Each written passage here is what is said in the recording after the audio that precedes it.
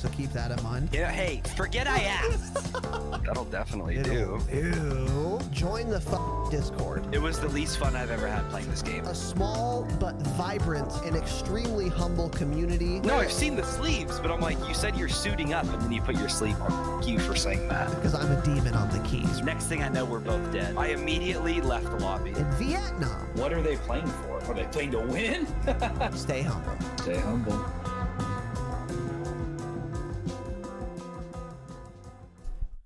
We are recording an episode that we're also streaming live. Oh my god, you're in a blender today. Mrs. Dropshot, man, what holy men. That is, of course, the dumbest comment in my chat. It's dumb for two reasons. We're not holy men, obviously. Well, I am. It's fake news. And number two, it's like trying to be clever. Stop it. Stop it. My camera quality is, of course, exceptional, Sierra. That's, of course, true. But anyways, let's move on. Welcome to the show, young lady. The Dropshot Call of Duty podcast is what we're doing today. Episode number 117. My name is Casey. Excellent camera quality. Razanon. I am joined, as always, by Mrs. Dropshot's husband. Some of you might know him as Tanner. Tanner, how the fuck are you? Joined as always until next Wednesday when I'm not here, but yeah, I'm fine. That's true, yeah. Kind of a tired little boy today, I don't know. You got your G Fuel though, is that correct? Yeah, I do. I do have my G Fuel. What flavor of G Fuel is it? I don't know, whatever one had the most reviews on Amazon when I bought it 4 months ago. Cool. Tropical Rain, I think? I don't know. Don't care. Dude, it's all natural. It might have expired.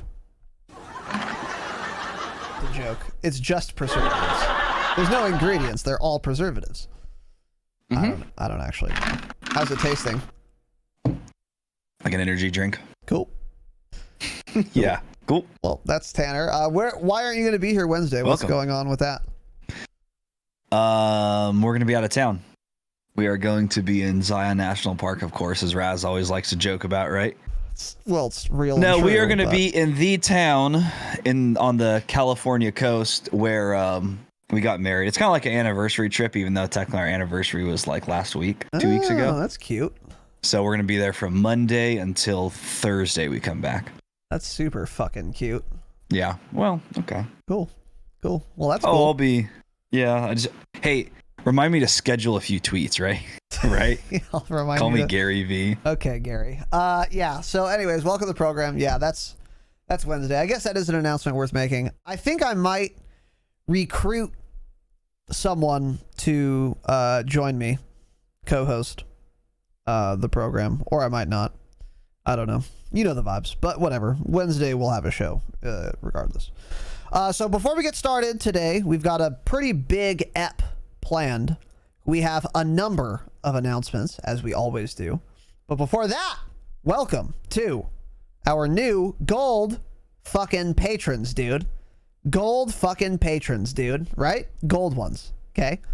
Psychic Python, which I kind of like. It's really dumb, but it's capitalized. It's spelled correctly. There's no leet speak. There's no numbers. There's no underscores.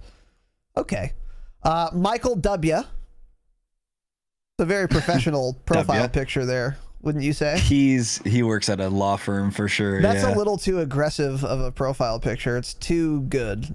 It's too high caliber for the Dropshot of Call of Duty podcast, but let's move on. Michael, thanks. Change your picture.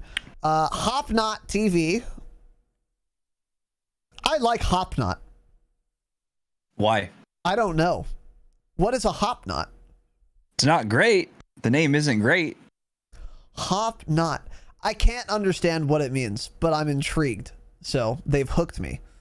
They've hooked me to this broadcast. So maybe I'm going to go to twitch.tv/HopknotTV. Now change that. Take the TV out of your fucking The name. Hopknot is a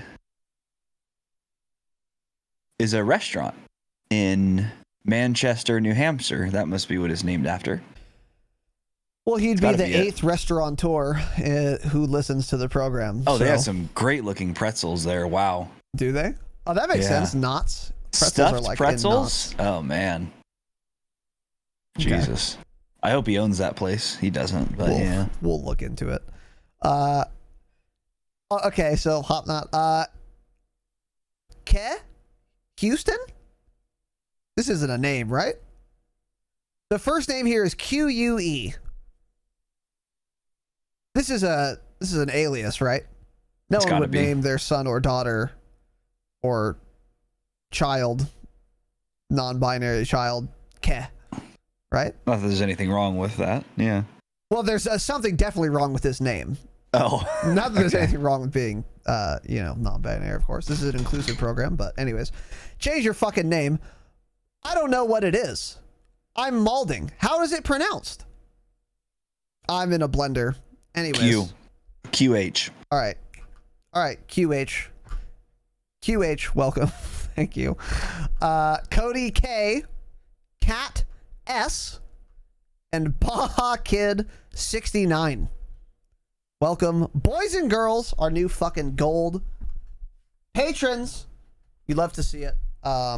Very kind of you. Welcome also, by the way, guys, I'm joking. I don't fucking care what your name is or your Patreon name. Doesn't matter to me. Couldn't matter less. My name is Razanon. Change that too. So relax. It's all relax. New platinum patrons. Accept this name. Welcome to our new platinum patrons. Tanner is cooler. Now I'm mad. Now I'm genuinely offended. Nope. That's my alt. I paid $10 a month just to have you read that. That's perhaps true. That's the only way this is acceptable, because this is fake news. Tanner is not cooler in any sense of the word. I'm the epitome of cool, right? I'm a cool guy. So stop it. Change it. But thanks. And Vinay B. Welcome. Strong name. What is that? What do you think that is? I like the last name, which we of course won't read.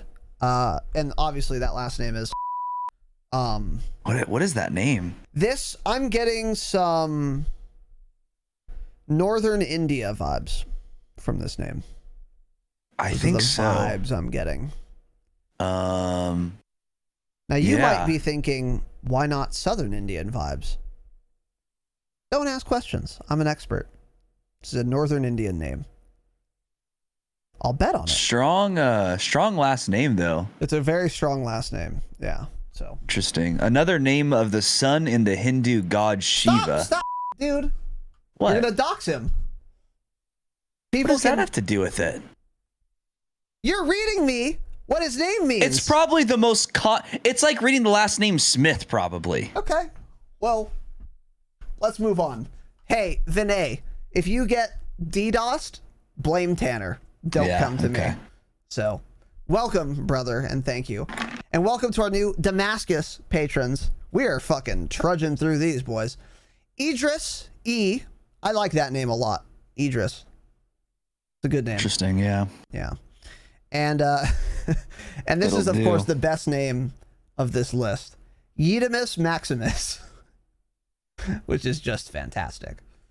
Yedemus Maximus. Very strong name. So, welcome, boys and girls, to the Patreon, patreon.com/thedropshot. 4 bonus eps a month, 5 if you're platinum or Damascus. Ton of other shit. You guys know the vibes. Go to the fucking website and read about it. You'll figure it out. But to all of you new frogs, welcome and thank you. On that topic, we had vacillated between doing a Patreon episode reviewing Outbreak. We weren't sure if we were going to or not.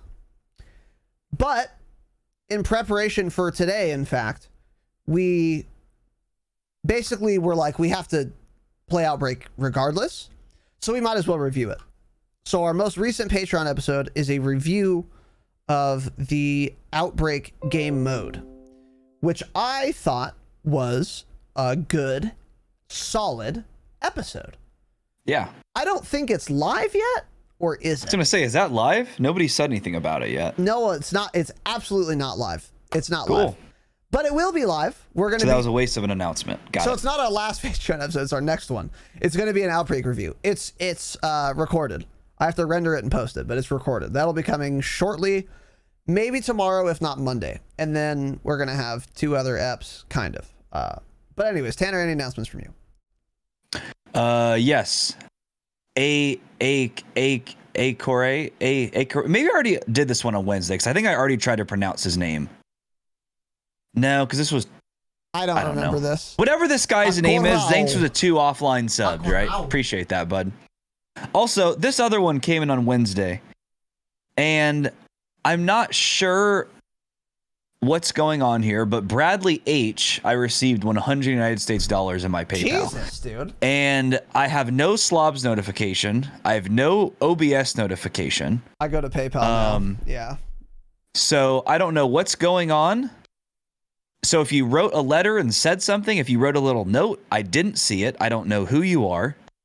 All I know is you're Bradley H. I'm thinking, I don't know. I know there's a couple guys named Bradley. I think Dubby Boy is Bradley. Right? Dubby Boy's name is Bradley. I don't think that's his last name, though. I'm not sure. Whoever this is, I'm sorry. I didn't get a message if you wrote it. Very much appreciate that, though. Very, very much. Thank you for that 100 United States dollars. You're a god. That's pretty nuts, dude. That goes a long way. As I was talking about, we're going out of town next week, and I was already telling Sierra, I was like, I think we're gonna have to bring noodles. I don't know. I don't have a job anymore, Bring some top So ramen, now I can afford to eat. Thank you, Bradley. Really appreciate that, bud. Fantastic.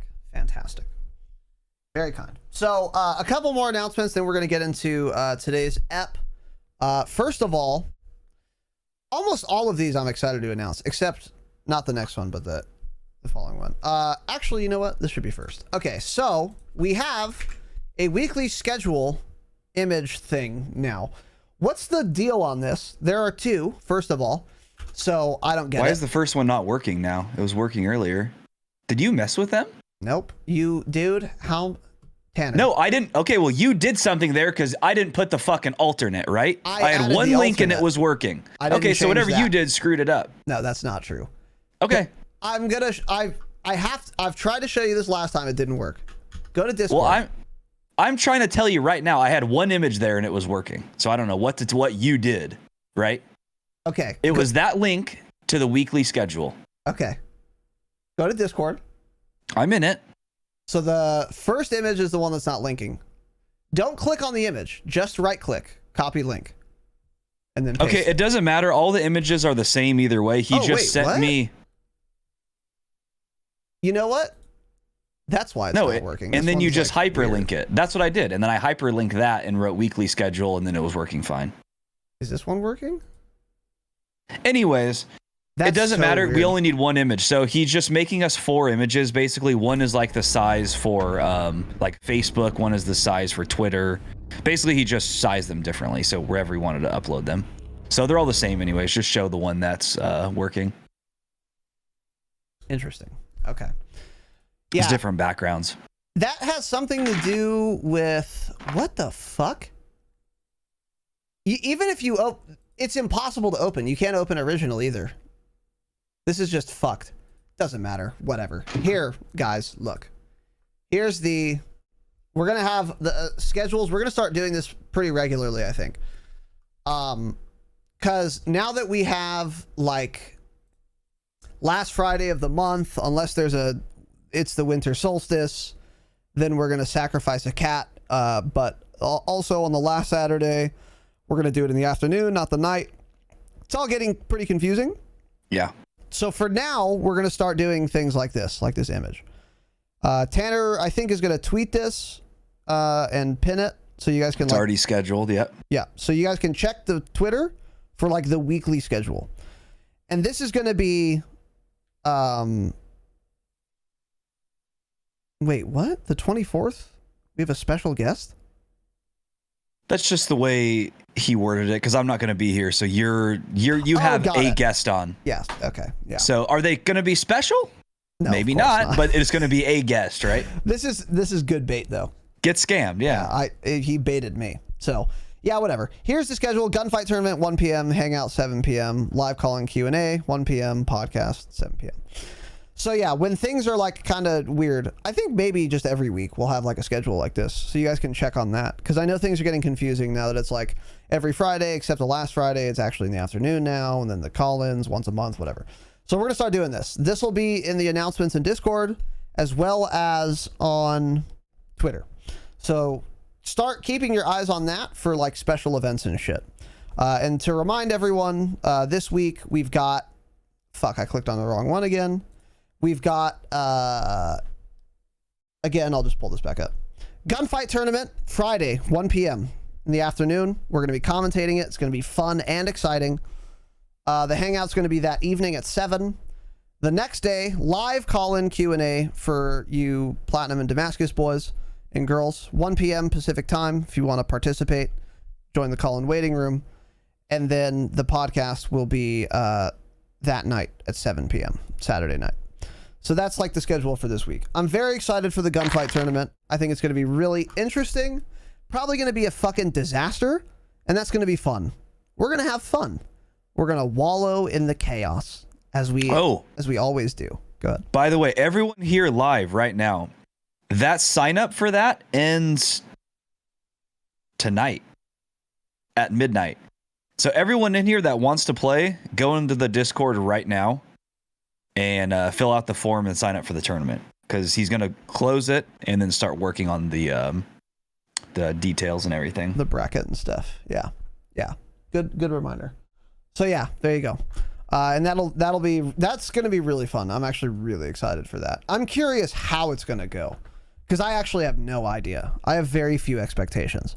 The only expectation I have, again, is that it's going to be a mess, and it'll be fun to watch.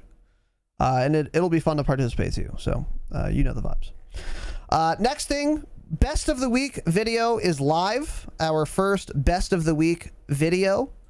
The plan is to be doing this every week, obviously.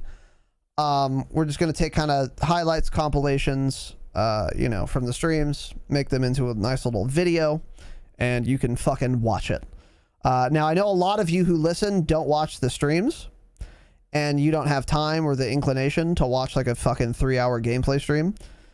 What you could do, subscribe to the YouTube, watch the Best of the Week compilation. And, it's 5 minutes long, 3 minutes in this case.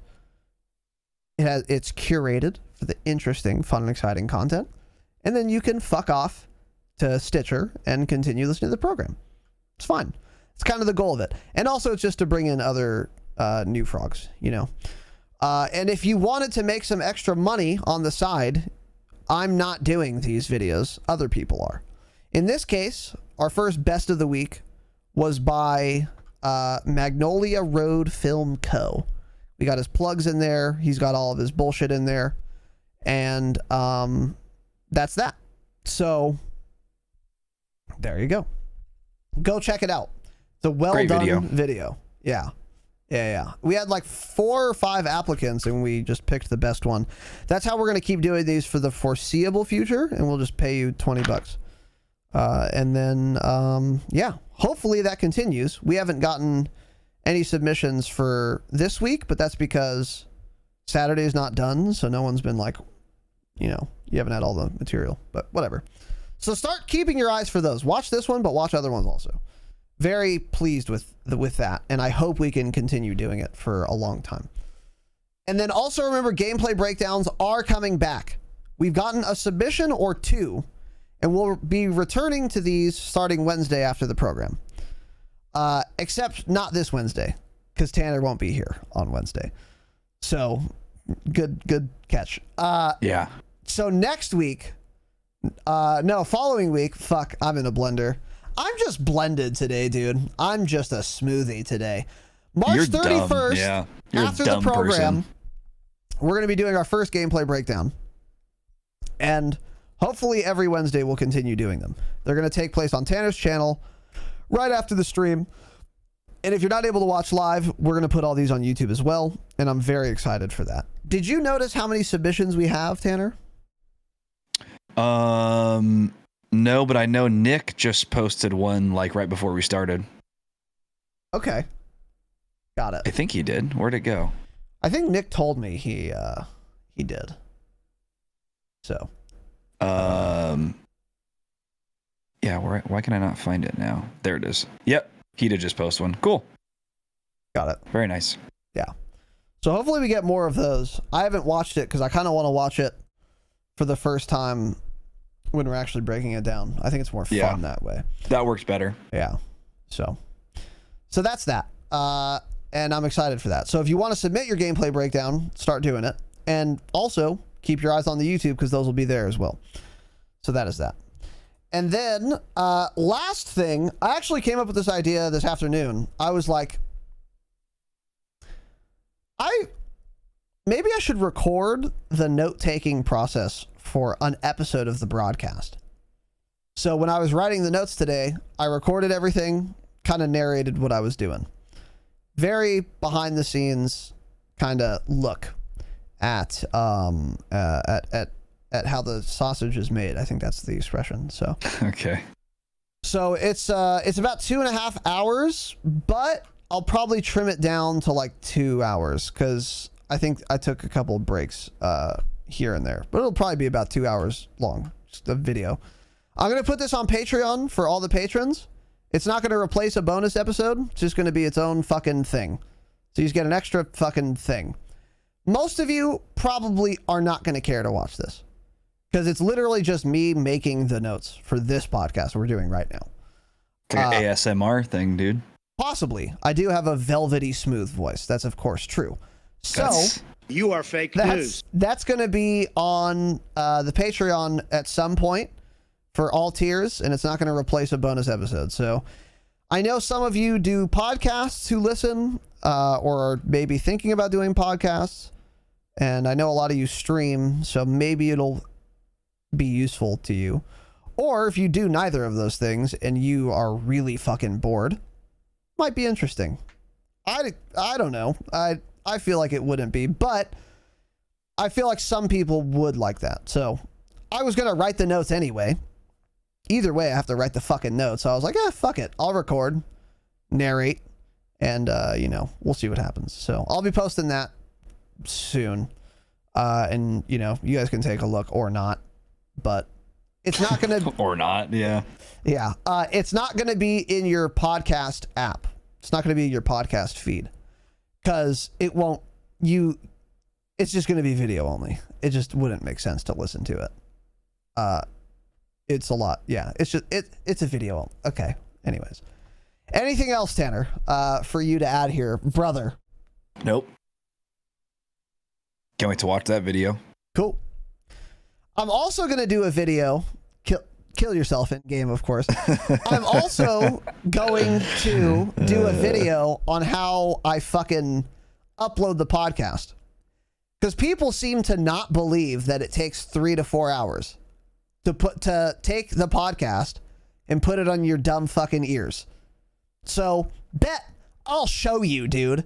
That's the main reason I recorded the notes, because I was like, okay, well, if I'm going to record me finishing it, I might as well record me starting it. So here's what I'm going to do tomorrow. I'm going to press record, and then 4 hours later, I'll be done, and it'll be uploaded, right? 4 hours later. And then whenever someone mauls at me that it's not in their dumb ears at fucking 6 a.m. Eastern time on a Sunday, they can suck on my dick and watch the 4-hour process of getting the podcast into your stupid fucking ears. Right? So keep your ears open for that, because it's coming. Anyways.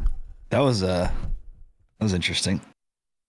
You know the vibes. By the way, for those of you who are saying my stream is choppy or whatever, my bitrate has been a steady 6 kilobytes a second for this entire broadcast so far. So if my stream is choppy, get better internet. Yeah, mine hasn't done anything incorrectly. Mine is fine. Yeah. So, anyways, with that said, we got some P.O. box openings to attend to. So, well, you do. I don't, but yeah. I of course do. So we're gonna throw in some music. We're gonna get this done, and then we're gonna get into the program. So let's see.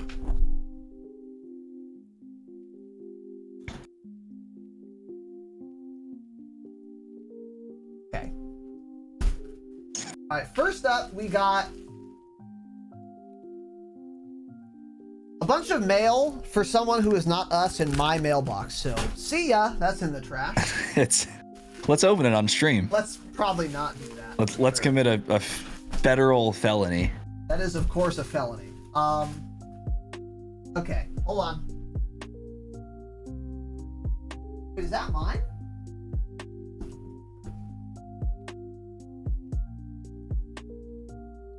What the fuck? How many boxes did you give me, Tanner? Is this mine? Yes, Yeah, it is. that's the one that's halfway open, right? Or is no, that's the other one. But yeah, it's the PO box. I almost forgot. Yeah. Okay.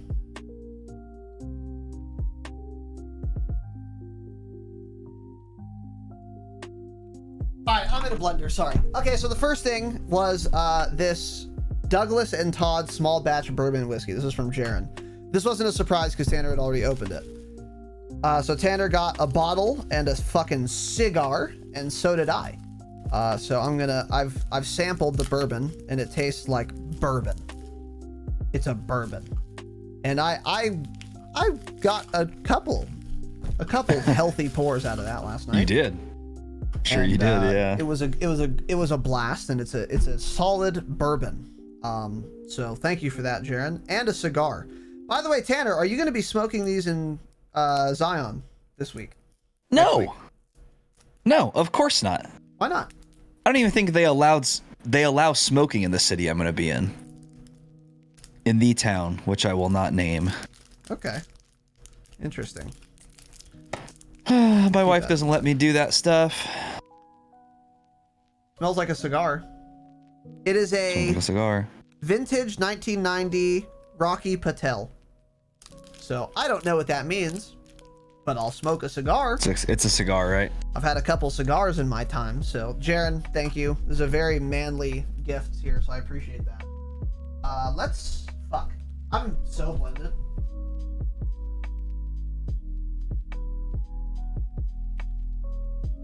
Okay. Next fucking item on the docket here, dude. Next item on the fucking docket. This is a bag that was sent to the P.O. box. If you want to send us shit, ! P.O. box, send us shit. And make sure it's valuable shit. Right? Make sure it costs more than the gas money it takes me to drive there, right? Just kidding. I don't. It's fine. I'm good. Tanner's going there anyway, so.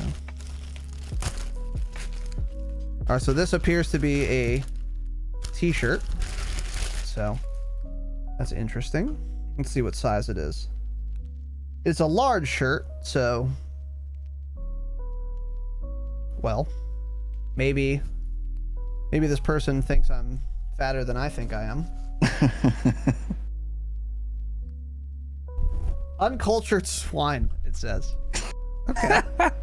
No. I like this. Sick. I like this. This is That's a phrase dope. for sure. Yeah. For sure. That's funny. Swine are pigs, by the way, for those of you who Oh don't my know God. anything. So read a book, right?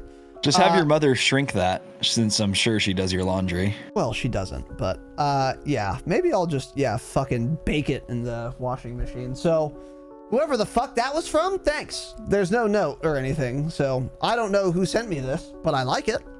So whoever that was, thanks, dude. Appreciate it. Very kind of you, sir. You love to see that.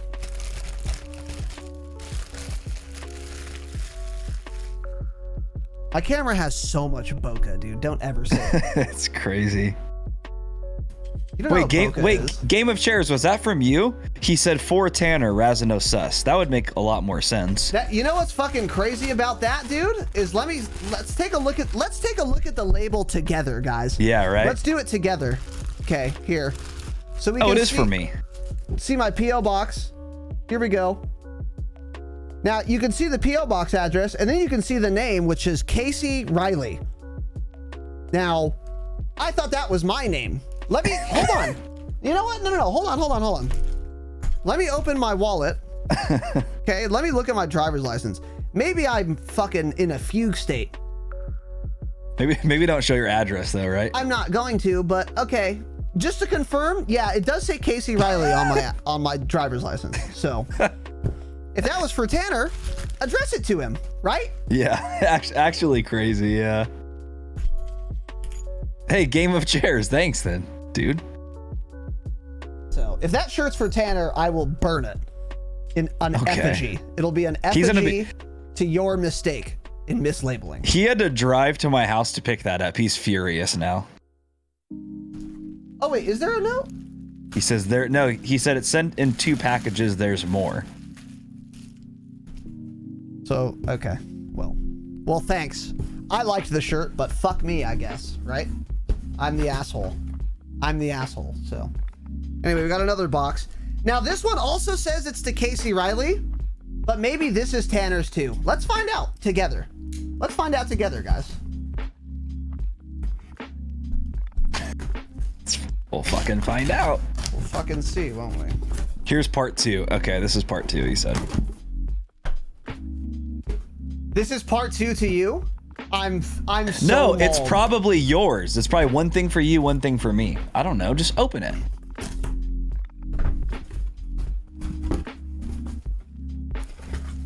Ban it. He's so grumpy. Ban it. He's so grumpy.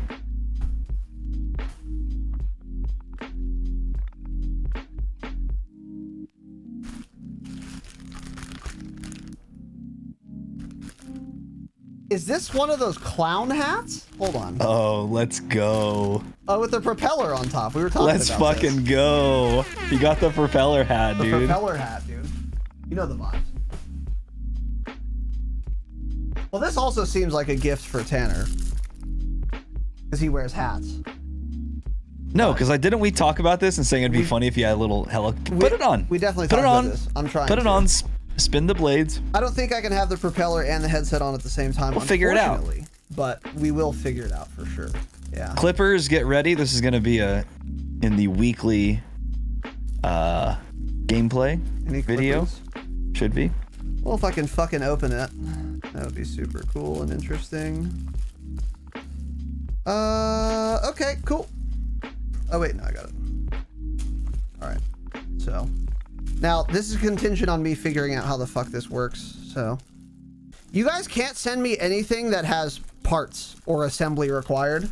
I am really bad at assembling items. Yeah. I need to pee really bad, so I'll be right back. We'll do it. Cool. So are we even doing Pussy a Cold bitch War boy. episode tonight or what? I just don't even know. Well, so I'm opening your packages from the P.O. box. Sorry. So maybe you'll be able to open them faster than me when they're for you, right? Unbelievable. Unbelievable. So I think I put these little dumb fucking beads on it. Right? Like that. And I like stick it in here. Some shit. I would assume... No, I don't think I do. I would assume it's like this, actually. So it's probably this piece goes up and inside like that. And then you probably put these dumb little nuts on here. And then the propeller, maybe? That makes sense. It makes sense to me. I wonder if the orientation of this matters. It doesn't. I don't think it does. Okay, I think we're good. All right. A little fucking loosey-goosey, but all right, I'm gonna take my headset off. I need to adjust the size of the hat. Hold on. See, like things like this, right? I don't know how to use this. Oh God. I've been on Earth You for still haven't 29 figured this years, out? and I don't know how to use these. If I want to tighten or loosen it, I randomly start pulling until it's tighter or looser. I don't know how it works. The concept doesn't make sense to me, and I'll never know. So that's what I'm going to do right now. I'm gonna pull this thing. Oh boy. And it's gonna be tighter or looser. I don't know. It's looser. Cool. That's the opposite of what I wanted to do. Super cool. Awesome. Great. Is he gonna cut this out of the Awesome. podcast? Okay, now it's He tighter, better. I think. Okay. You fucking well, better. I fucked it up, but whatever. You know the vibes. Okay. Crazy how dumb he is. Let's Here we go. get straight. This thing's awfully bent. Why did he put it on so crooked? Wait, hold on. Why is his head so small? Oh my god. This is what we've come It to. This actually is works. the Dropshot of Call of Duty It propels, podcast. dude. Ooh, I can get some fucking time. His little pinhead's gonna fly away. Oh shit, hold on. Oh, well, I destroyed it. So, anyways. That's how I hear Tanner laughing in my headset. I can't hear Tanner yet, so hold on. That thing went flying, dude. Actually, That thing went absolutely flying. well, that's definitely an item, huh? Oh man. It's definitely That was a fucking whole item. event there. Yeah, that was an ordeal, I would say. We're almost 1 hour into the announcements. Cool. Well, okay, game of chairs. Thank you, brother. I appreciate it. Oh god. I will for sure be putting that hat to good use. Yeah. For Sure you will. It sucks I can't wear it with propeller on the broadcast. That's unfortunate. So, anyway, next Oh fuck. little package is addressed to Razanon. So, unless you've hacked my account, this is for me. We'll see. I don't know. Who knows these days, right? Who knows these days? So first we have, would I read a note first or would I open a product first? What would be the correct order? I think you read the note. The note first, okay. A gift for you. It's an Amazon note. Give Tanner one of these from eFisher131. Oh, so you have to deliver something else to me. Cool. So Cool. this is also for you. Awesome. Great. So we have a bag here. I don't know what this is, but there are 2 items. Okay. All right. So this item, the same item. Let me see. Let me take a fucking gander here, dude. Take a fucking gander. Take a fucking peek, dude. Okay. It's in a little baggie. Oh boy. In a little sack. See that little velvety sack? Like a little coin purse, but it's not shaped that way. It says 50 caliber bottle opener made in the USA. Oh. I suspect, dude, I suspect This that's a is- 50 caliber bottle opener that was made in the United States. fucking cool, dude. Look at this. Oh, let's go. My camera is awful. It's really the worst. You Come should on. give it to me and get a better one.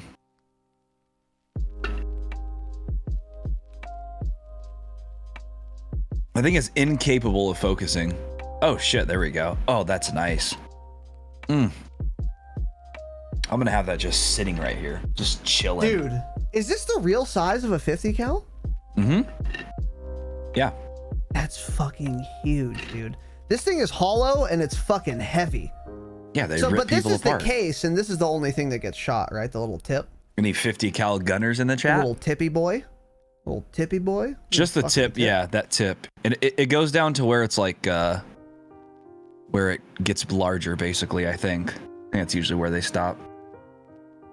Very cool. So there's 2 of these in a cute little case, which I find amusing. I'll of course never take it out of the case because I'm an alcoholic, much like Tanner. So, E. Fisher, Okay. I will give one to Tanner. Thank you very much, dude. Very kind. He won't.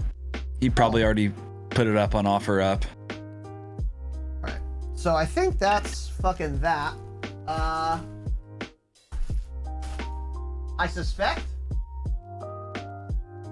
I don't know. You know the vibes. Yeah. So, thank you, E. Fisher. Thank you, boys and girls, for the packages, or boys, I guess, in this instance. Appreciate that. Once again, if you want to send us shit, in the show notes is our PO box address. You can send us items. We'll open them, and it's in chat now as well if you want to do that. So, obviously, expensive liquor, guns, ammunition, chemical weapons. These are the things we would expect and want the most. That's a joke, by the way, in our PO box. So keep your eyes peeled on that. Yeah. Alcohol is a great gift, by the way. Alcohol is, of course, a great gift. Tanner, anything else to add here? Of course not. It's 1 hour of announcements. I have nothing to add. Let's go. Stay mad. At least you mad. timestamp this shit now Yeah, that's why I don't feel bad about it for these anymore. scrubbers. Yeah, you're right. I feel bad for us, if anything. I feel bad for me You feel having bad to watch for that. yourself. Yeah. Well, get Oh, shit your on. stream's frozen, but yeah, there we go. Now my bitrate jumped. Down, dipped, whatever. Cool. Is what it's worth. Okay. All right. So before we continue, a couple little shout outs and then we'll get into the broadcast. By the way, it's been 43 minutes. That hasn't been an hour. Relax. Okay. Okay, where are we? Raging Streams. I think I shouted you out, but I'll do it again. I'm not sure. With the fucking 5 gifted subs, dude. Let's go. Raging, Cajun.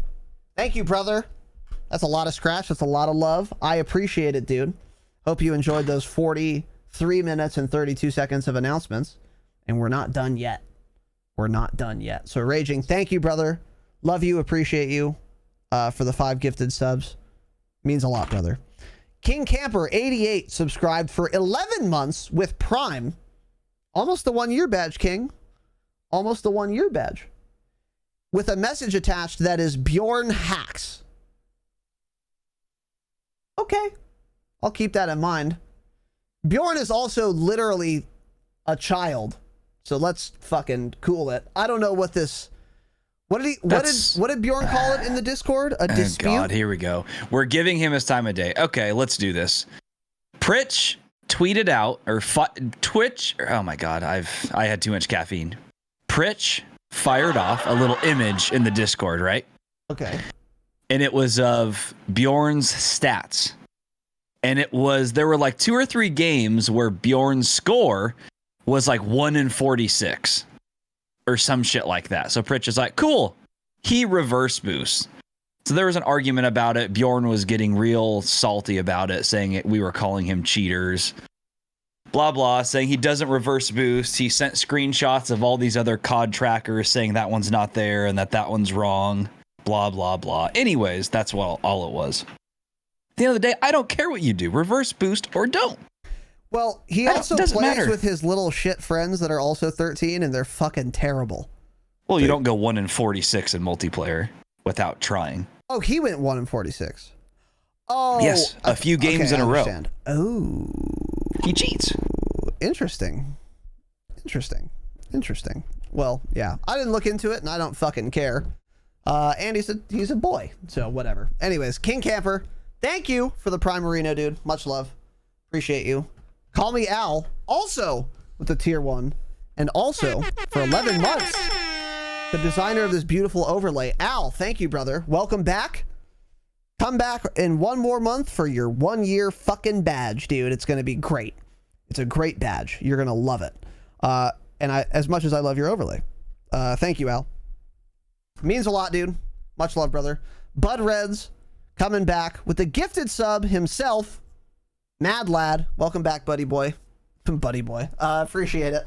Thanks for the gifted sub, dude. And sorry, BTR, with the 200 Bitterinos, dude. Thank you. Sorry, BTR. Change your name, of course. But thanks for the 200 biddies, dude.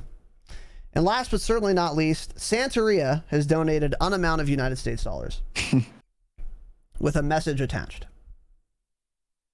Knick-knack, squalor like a wallaby, squad are we, hard are we, need dollars, camaraderie.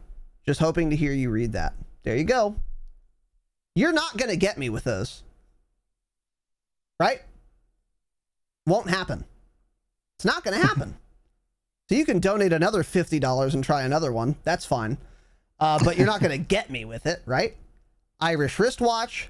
Sally sells seashells by the seashore. Man, you're good, dude. That's difficult to do, actually. You know the vibes, dude. Irish wristwatch is the one that I've never heard anyone get on the first try. I don't even want to attempt it because I know I've tried that one before and I absolutely can't do it. I can't do that within 4 tries, probably. You're in a blender, yeah. Well, I'm of course a professional broadcaster in the studio, so I know how to read. So, anyways, Santeria. By the way, the amount of United States dollars was fucking 50 United States dollars. Much love, Santeria. That's a lot of fucking money, dude. New Frog here, obviously enjoying the content. Something is of course wrong with you. See a doctor.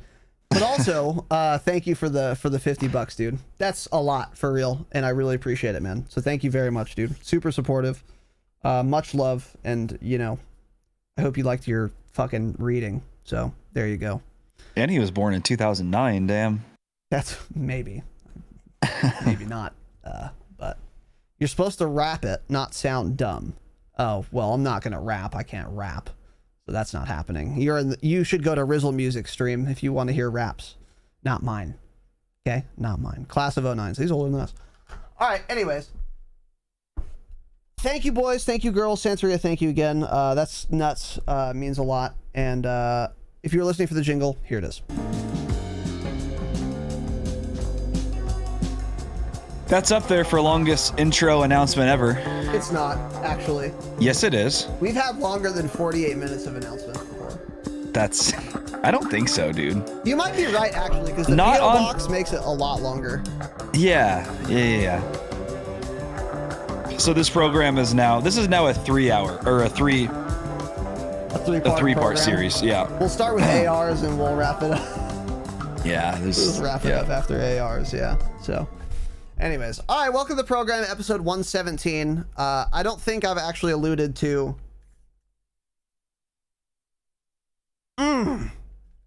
Sorry, I'm a thirsty boy.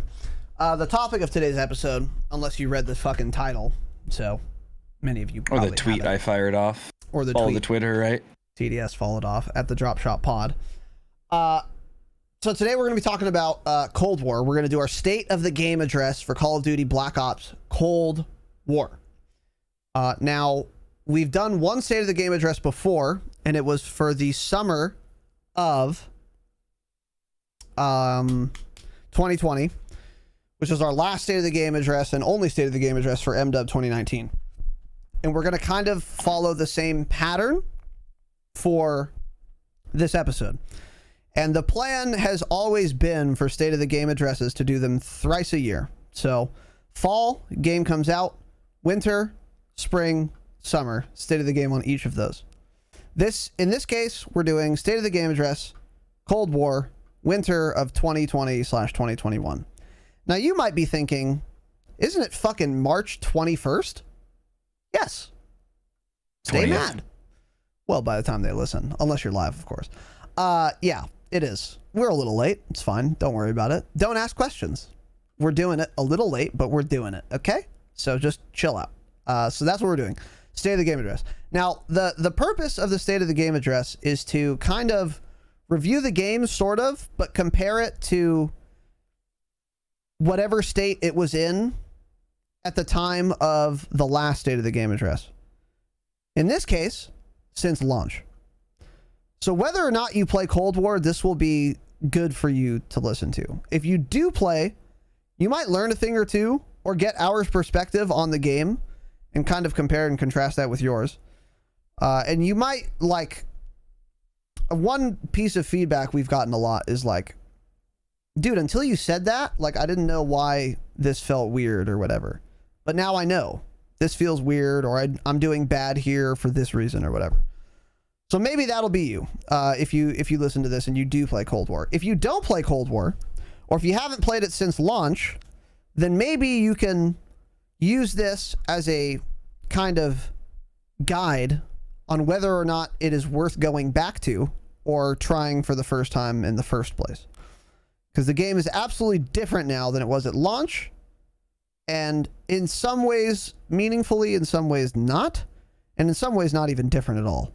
Which we're, of course, going to get into. So I think whether or not you've played Cold War, this will be an informative episode of the program for you. We're going to be covering a couple of broad topics, and we're going to be splitting this into 2 parts at minimum, or maybe 3. I expect 2, though. I expect this is going to be 2 parts. So part 1's tonight. Part 2 will be next Saturday. It's just going to be a continuation on the State of the Game address. And the topics we're going to go through are weapons/weapon balance, maps, zombies, bugs, content flow, which is like how often new things are released, miscellaneous, and then final thoughts and the state of the game compared to the previous state of the game, which is again going to be launch. So that's kind of the rubric that we're working with here, and we're going to go in that order. And today we're starting with weapons/weapon balance. Okay. And we've been fucking thorough today, dude. We're thorough. We're thorough Theos for this episode of the program. Because the State of the Game address, just like the State of the Union address, is serious.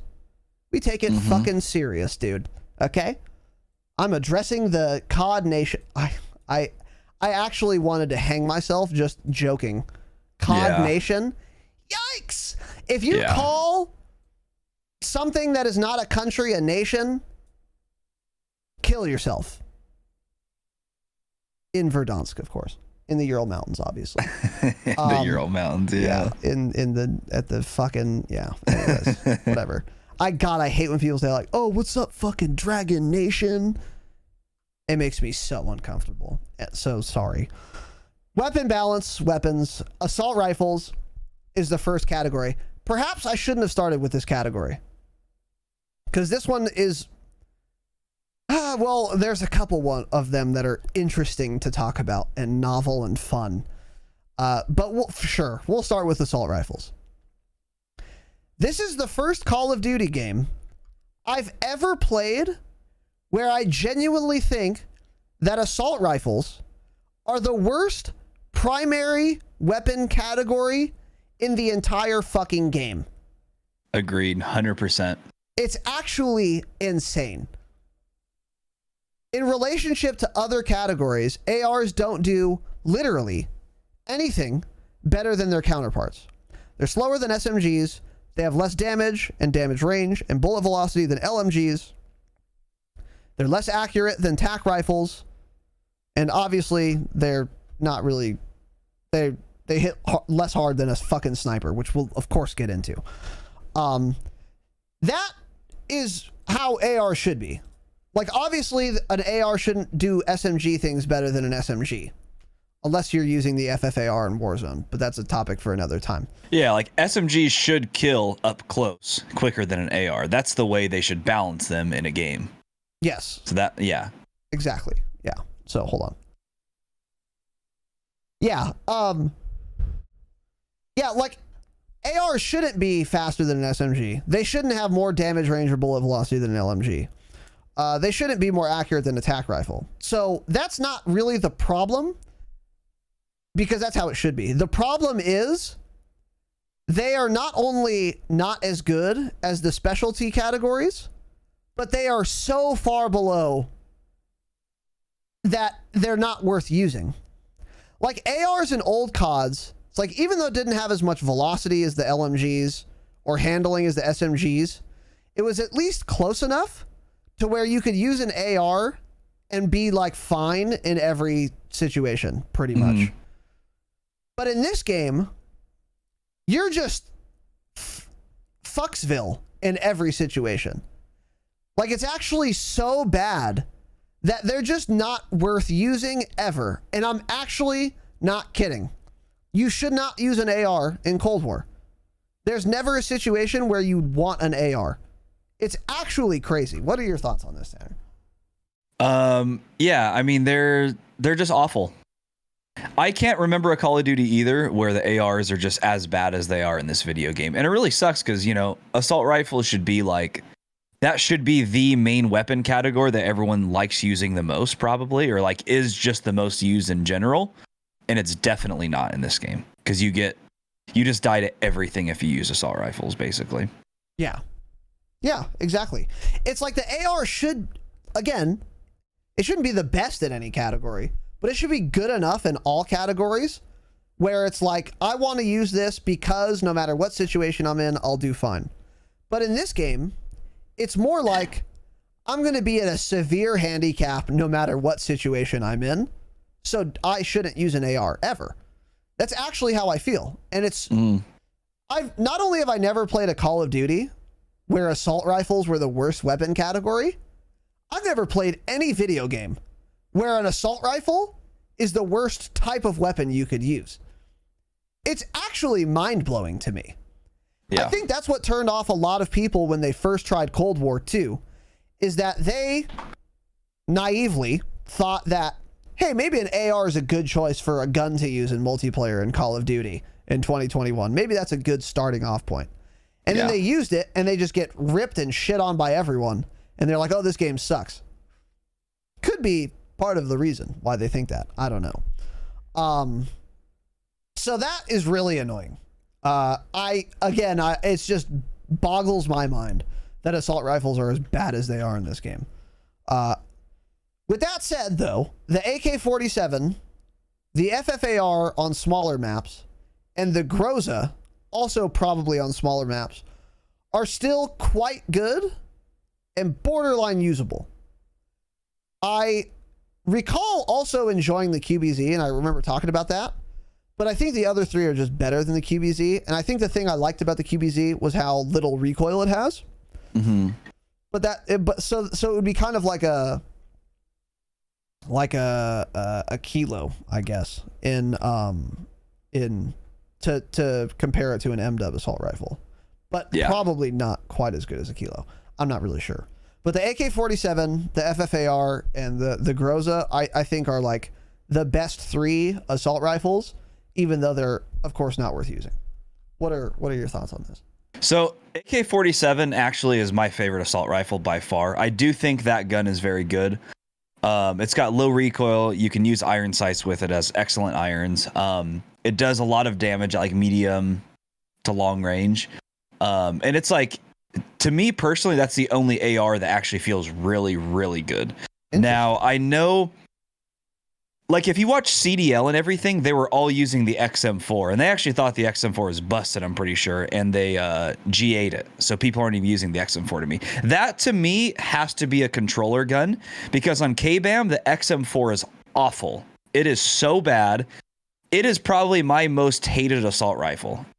It is just, it's weird to use. It feels like it doesn't do enough damage. It has an odd recoil pattern on mouse and keyboard. I hate it. But if you're on controller, you're probably going to like that one, because that's what the CDL they were all using, and it was apparently busted. But keyboard and mouse AK-47 is really good. I don't think FFAR is really that great in multiplayer, honestly. It's just whatever. AK-47, though, is a good assault rifle. It's top tier, I think. Yeah, it's just, in general, assault rifles are just underwhelming in this game. Yeah. Like, severely underwhelming. It's very weird. It's very weird. I agree with you, by the way, with the XM4. I think it has like really low velocity.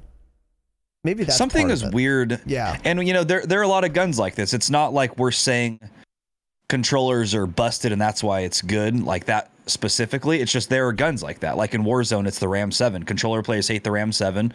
A lot of KBAM players like it. Mm-hmm. It's just like if they actually do testing, there's probably something weird with the guns. Like there's added recoil on a mouse compared to a controller, or vice versa. You know, there's something weird probably going on there that we don't know about, that nobody's ever tested, and that's the reason why. Yeah. Because that's entirely likely, knowing this video game. Yeah, I would agree. Because I remember when I was going through the assault rifles, and I was talking with a bunch of people about this in the Discord, and I was like, XM4 is actually the worst gun in the game. What are you guys talking about? And there was like a trend. Everyone on controller really liked the XM4, and there were also people that were on KBAM that were like, I don't like it either. It's a shit gun. So it's weird. Yeah, it is weird.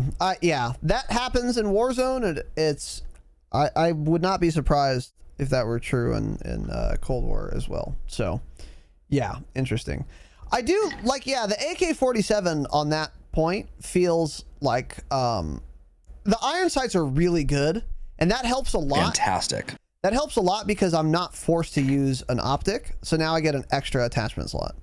And then it makes the gun like much more viable, obviously. But yeah, it's still, man, it's like another thing too is like, I'll use ARs and I'll be like, oh, these are fine.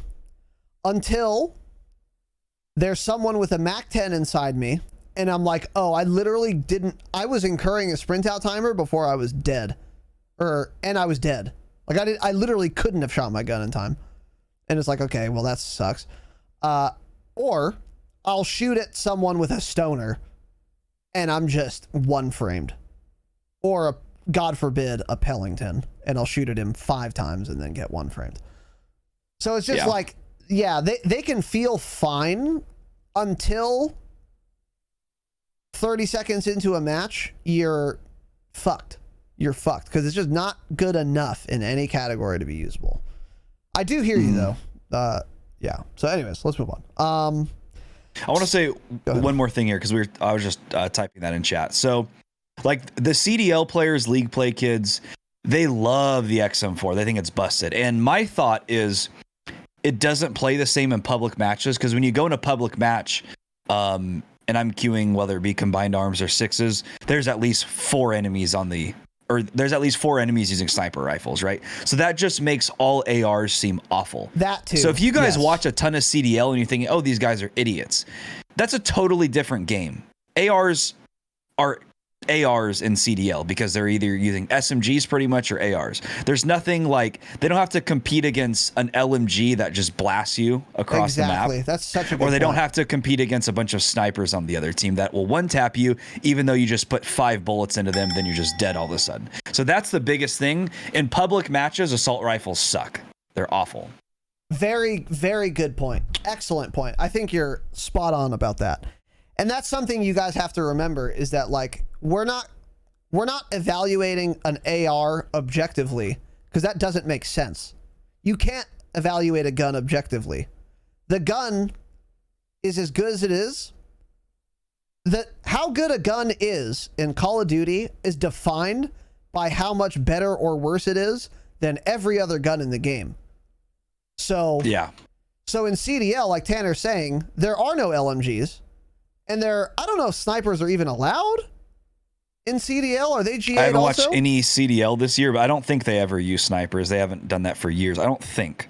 Yeah. If they do run snipers, there'd only be one person doing it anyways. But I think they're GA'd. Somebody in chat can confirm that. I'm sure pretty there's sure probably they a CDL are. person in here. Yeah. Yeah. Yeah. So yeah, when there are no LMGs or snipers, yeah, I'm sure assault rifles work well. But that's like, again, that's because they got relatively stronger because they don't have to compete with LMGs or snipers. And we're saying ARs suck, and ARs suck because of the other weapon classes. If those were balanced, then they wouldn't suck. It's not like by themselves they're awful and it feels like it takes 12 shots to kill somebody. It's just like every other weapon category feels like it kills just a little bit quicker, and that makes them hard to compete. Yeah, exactly. Snipers are GA'd, yeah. Yeah, that's what I figured. I'm not kidding, and we'll get into this. If they weren't GA'd, the best way to win a CDL match, if they were not gentlemen's agreement, would be to have 6 people using a Pellington. I swear to God that's not a joke. I swear to God that's not a joke, and we'll get into it. But, so, it makes sense that they GA'd it. Let's move on. So that's assault rifles. SMGs. Oh, yeah, no. So last point here, because this is a state of the game address. So the state of ARs now as compared to at launch. Since launch, ARs are just as impotent as they were on release day because LMGs are still absurd, snipers are still absurd, and SMGs are still have really good fast handling, as they should, that ARs also can't compete with. So ARs are shit. And they were shit at launch, and they're still shit today, and they will never be worth using in any circumstance. I'm actually not kidding. I don't ever use an assault rifle in Cold War when I play. Ever. I literally never use one. Imagine, makes me so fucking mad. But anyways, so since launch, the state of assault rifles is exactly the same. They're shit, and I don't anticipate this ever changing. This is going to be a trend, by the way. This is interesting. Hold on. This is very interesting because what's coming next week? The first weapons tuning update in 2 or 3 months by Treyarch with Cold War. So all of this may be entirely different by next Saturday already. So this will be something we'll probably have to touch back on. Maybe they'll buff all the assault rifles. I mean, they won't. But it'll be interesting to see how that works. This may all just end up being a wipe, which is fine. If they make assault rifles better, that's fantastic. If they nerf snipers and shotguns, that's fantastic. We'll have to see how this is next Saturday. Yes, true. They are doing the weapon tuning pass thing. Yeah, that's a good question. I wonder what they're gonna do. Buffing assault rifles would definitely help. It better be like every single weapon is touched, being that it's been so damn long, right? True. Yeah. So we'll see, and we will of course keep you guys apprised. But as of now, yeah. Again, I still don't anticipate ARs ever being good. I don't think they're going. Like we talked about when we went over that tweet about the upcoming balance changes to Cold War weapons, I don't see them ever touching snipers. They're not going to nerf them. I don't see that happening. So the only thing that would really make sense is they like nerf LMGs a little bit. Yeah. Which they should. Which we'll of course get into. But yeah, interesting point. Interesting point. My prediction, ARs are never good in Cold War. It's already been 4 months. Like, I don't know. I don't see it, but we'll find out, I guess. And we'll, of course, keep you guys updated. So let's move on to the next weapon category, SMGs, submachine guns. Submachine guns are one of 2 weapon categories that I think are like spot on and they behave as they should. And SMGs is, again, one of them. They're pretty fun to use and they're pretty effective. And they are also legitimately useless beyond 30 meters. And by the way, good. They should be useless beyond 30 meters. However, they're useless beyond 30 meters because of their terrible bullet velocity. So you have to like lead shots. That's not good. I want them to be useless at 30 meters, but not because you can't land a shot.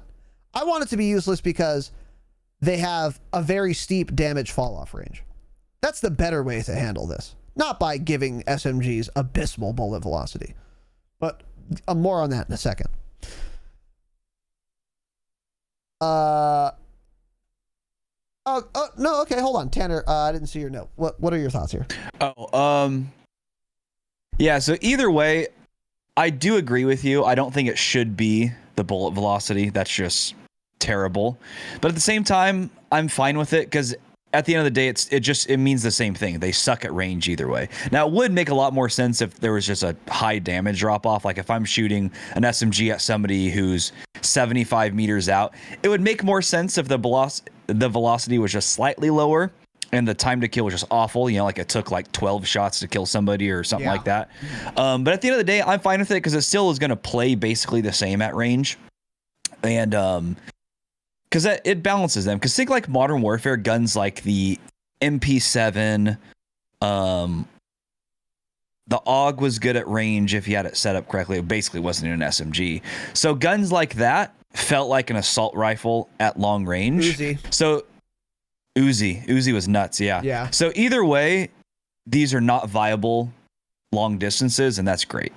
That's fine. Yeah, I'm okay with it. I hear what you're saying. Yeah, I think it's I think it's a little bit of a trivial point. I think you're right. But the broader point is that SMGs are really good. They're fun to use. They have fast handling, and they are very effective at getting kills close. And that's what an SMG should be. They've hit the nail on the head in terms of weapon identity with SMGs in a way that they totally missed with ARs. But I really am a fan of how they handled SMGs. And like Tanner said, it's really fucking dumb that you can use an MP7 in ground war and kill someone at any range. Because it has no recoil, it doesn't have enough damage drop off, and you can just cross map kids with it. Yeah. That's why that was like my favorite SMG to run, because it's an SMG that's good at all ranges, basically. Yeah, exactly. It wasn't the best. It wasn't the best at everything. Or it wasn't really the best at anything. Almost anything. Just very well-rounded, great SMG. Yeah. 100%. So I'm happy about that in Cold War. The sprint out time of an SMG compared to an AR is noticeably significantly faster, along with the ADS time, which is even more noticeably faster on an SMG compared to every other gun, every other primary. An AR would be the most appropriate comparison. And then again, I would say they're fairly well balanced and will dominate at the engagements you would expect them to dominate at. So if you see someone with any other gun besides a sniper at 10 meters, you're probably going to win if you have an SMG and they don't. And that's what an SMG is supposed to do. And that's perfect. Like, awesome. I'm a very big fan of how the SMGs work. Now, in my opinion, the best SMGs are the AK-74U and the MAC-10.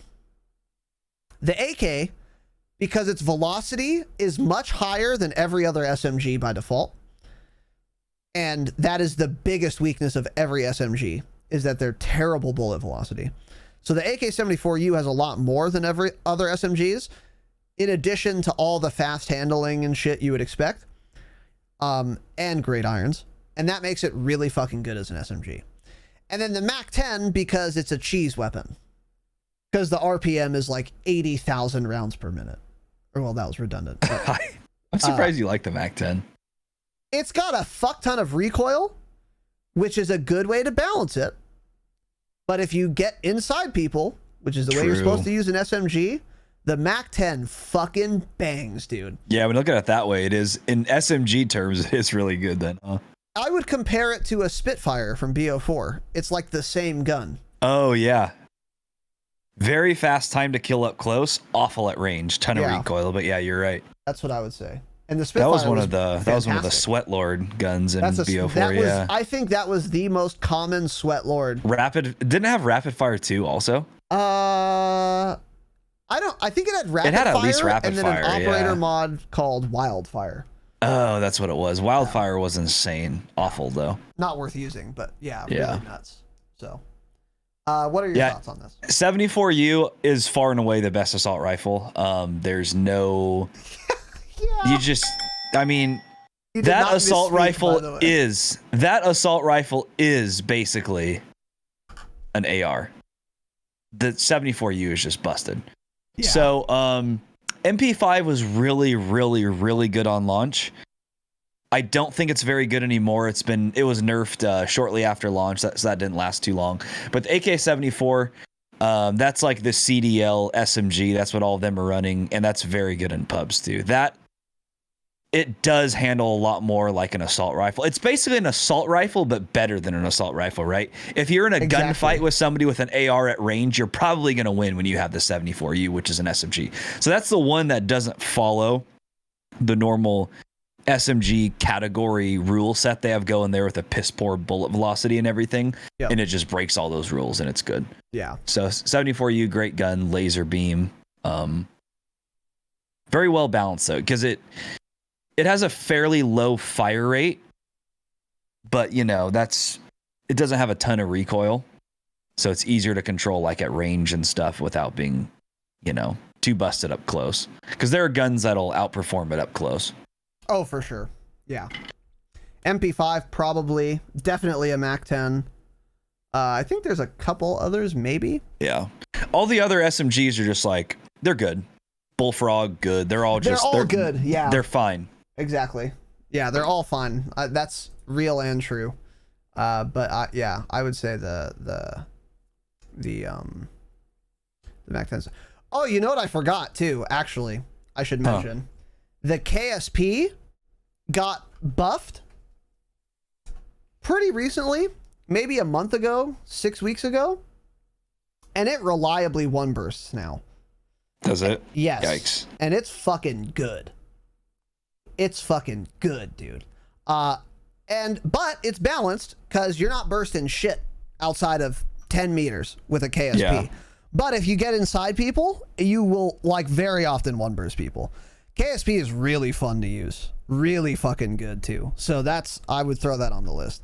It was terrible before they buffed it, but now it's really good for being inside people.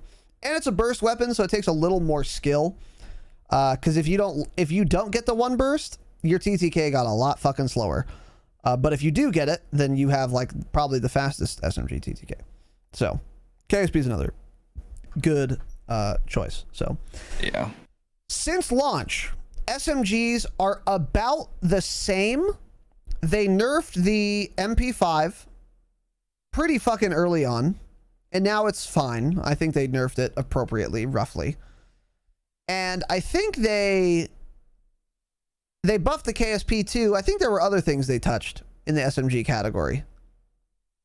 I think they. I don't I mean, remember. like we said, it's been like 3 months, so I don't remember at this point. Yeah, I don't remember, but at launch, SMGs were good and filled a particular niche, and they still do that. I would say they're roughly the same. They got better when the MAC-10 was introduced, straight up, and when the KSP got buffed, they got a lot better too. So I think they are really solid, and I think they're in a good spot. And I don't really think they need to be changed much as a category, nor do I think they will be changed, even if they did need one. So that's where I'm at with the submachine guns. All right, moving on. LMGs. LMGs. Now, if you follow me on Twitter at Razanon, the display name is of course Ratanon, with my rat mask. You may have seen a tweet of mine on the category, on the topic of Cold War LMGs. Let's dive in. Let's dive in, shall we? A lot of people didn't believe me when I tweeted it, by the way. And then 3 people came back to me and they were like, holy shit, you were right. Let's get into it. LMGs are, of course, the best fucking weapons in the game besides snipers. By a significant margin. A shocking margin. They are so good. They are so good, dude. Their default bullet velocity is literally double every AR. Double. And by the way, the problem with Cold War and why its hit reg feels fucking weird is because everything has shit bullet velocity. Except for snipers and LMGs. Yeah. By default, no attachments. But don't worry, it gets worse, dude. It gets worse, right? Their damage range is also disgusting. So it's going to feel hit scan. And then when it does hit, it's going to chunk. It's going to chunk. It's going to do a fuck ton of damage. And it feels like there's basically no damage drop off, which is fun and exciting. And they either have an actually very fast fire rate, like the Stoner or especially the RPD. Those both have faster fire rates than most Cold War ARs. The RPD in particular has a faster fire rate than probably all but 2 Cold War ARs. I'm not kidding. I swear to God, go use an RPD, guys. And the Stoners is very fast too. And they also do a fuck ton of damage. And they have insane velocity and damage range. Or they're fucking stupid chunky. They're chunky as fuck, dude. Like the M60. So the M60 is like a VKM and BO4. I think you can get a let me rephrase. You can get a 2-shot kill with an M60, which is a belt-fed light machine gun that's hit scan. So it's not terribly hard to do that. Well, not literally hit scan, but it feels like it, right? It's not literally hit scan, no. But the bullet velocity is something like 900 or 1,000 meters per second before you put an attachment on.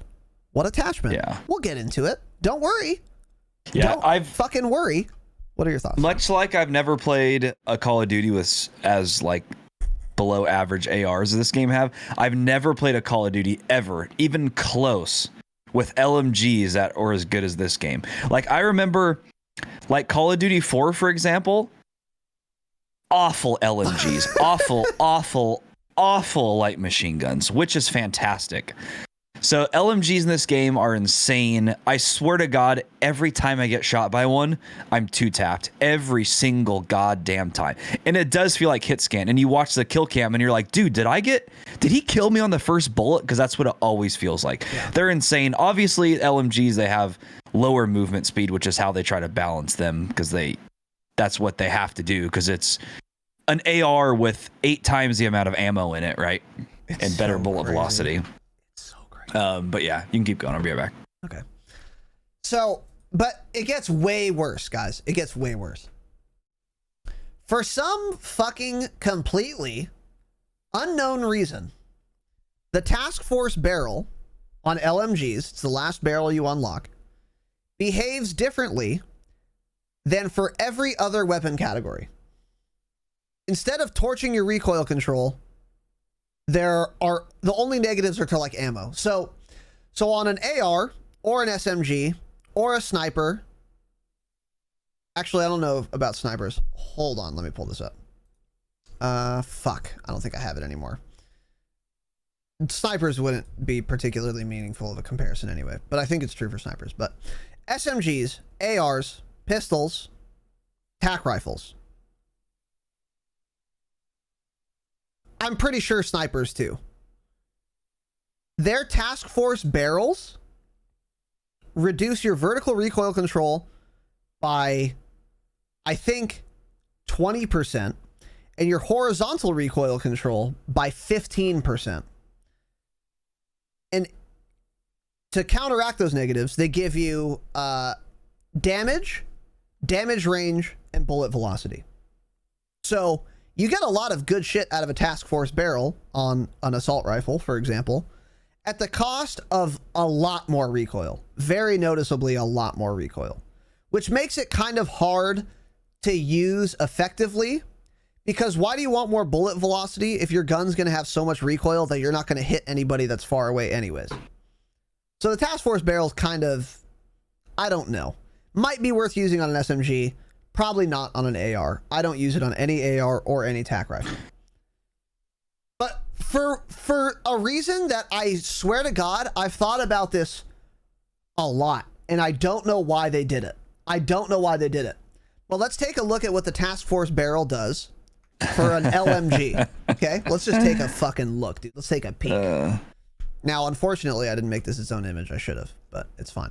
So You're so stupid. I showed you how to do that too, dude. Ooh. Are you dumb? Here's the stoner. Okay. Fucking idiot.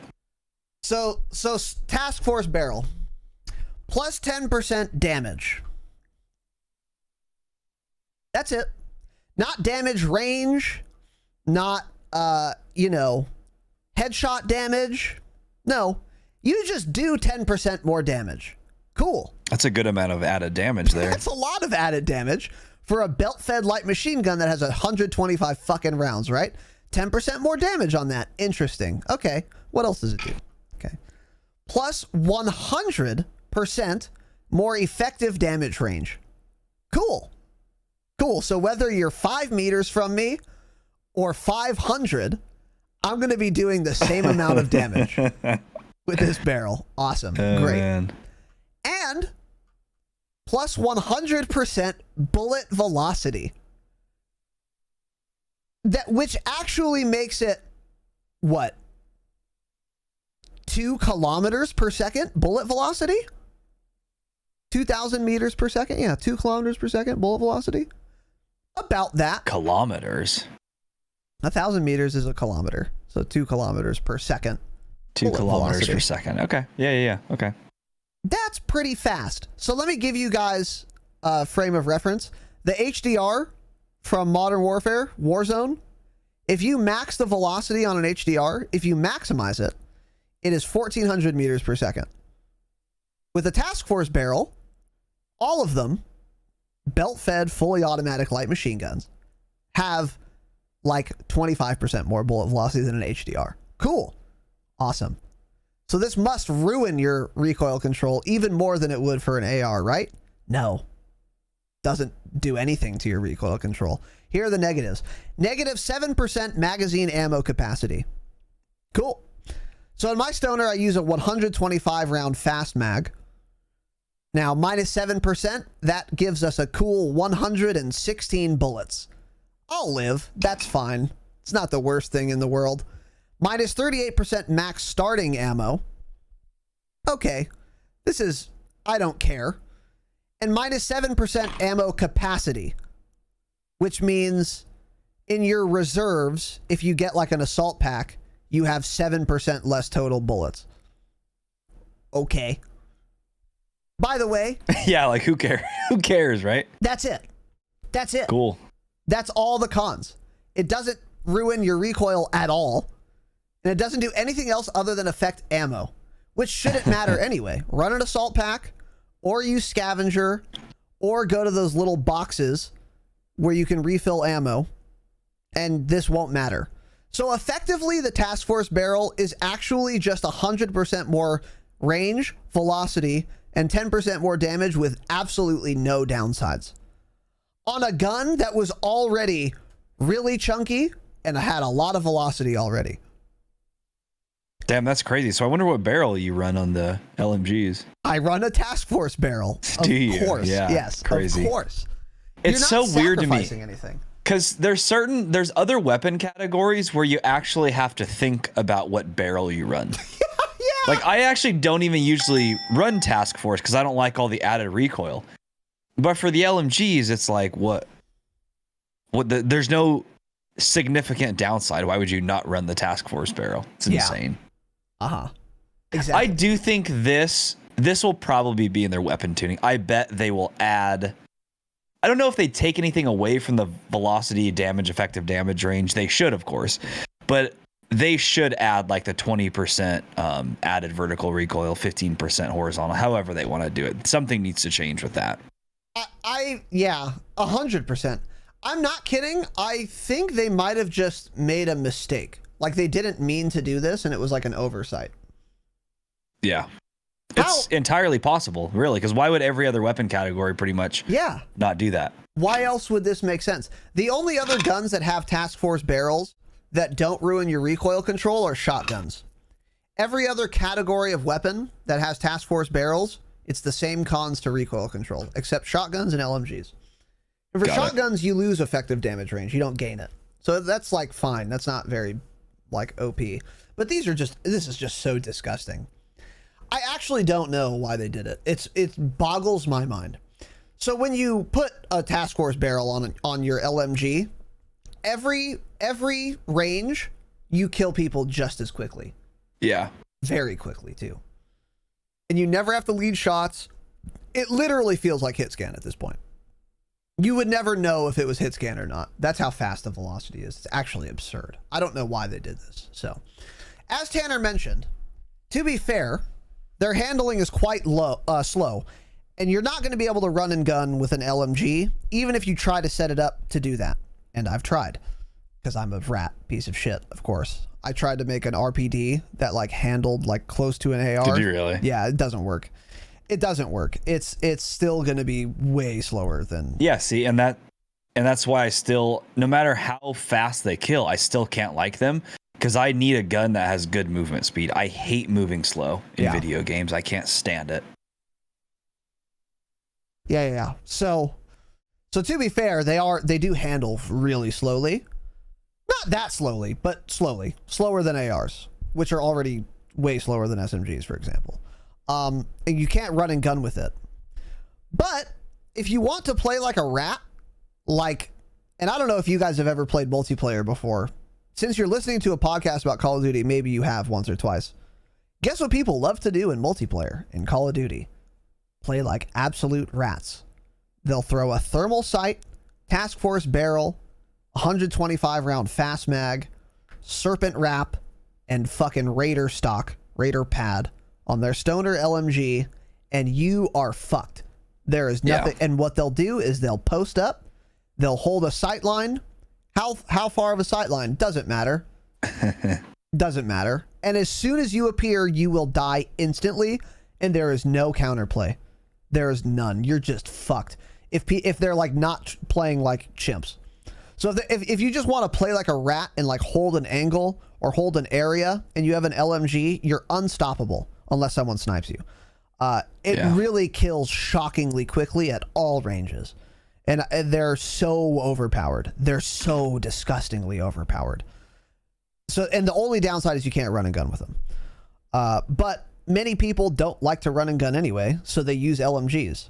And there's never been an infestation of LMG users that has been worse than Cold War, because many people have figured this out. Every single time I play Combined Arms, the number one player on each team is either using a sniper or an LMG. It's always a sniper for me. Single time. It's all I use in Combined Arms, yeah. There's no reason to use anything else. We'll get into it. Another interesting point, too, on this is the amount of times I've seen dark matter camo 80% of the time I see it, it's on some dude's stoner. Like all the sweat lords use these LMGs. It's very weird. Do they? Yeah, it's very weird. So there are 3 LMGs in the game: the stoner, the RPD, and the M60. Which of those are good LMGs?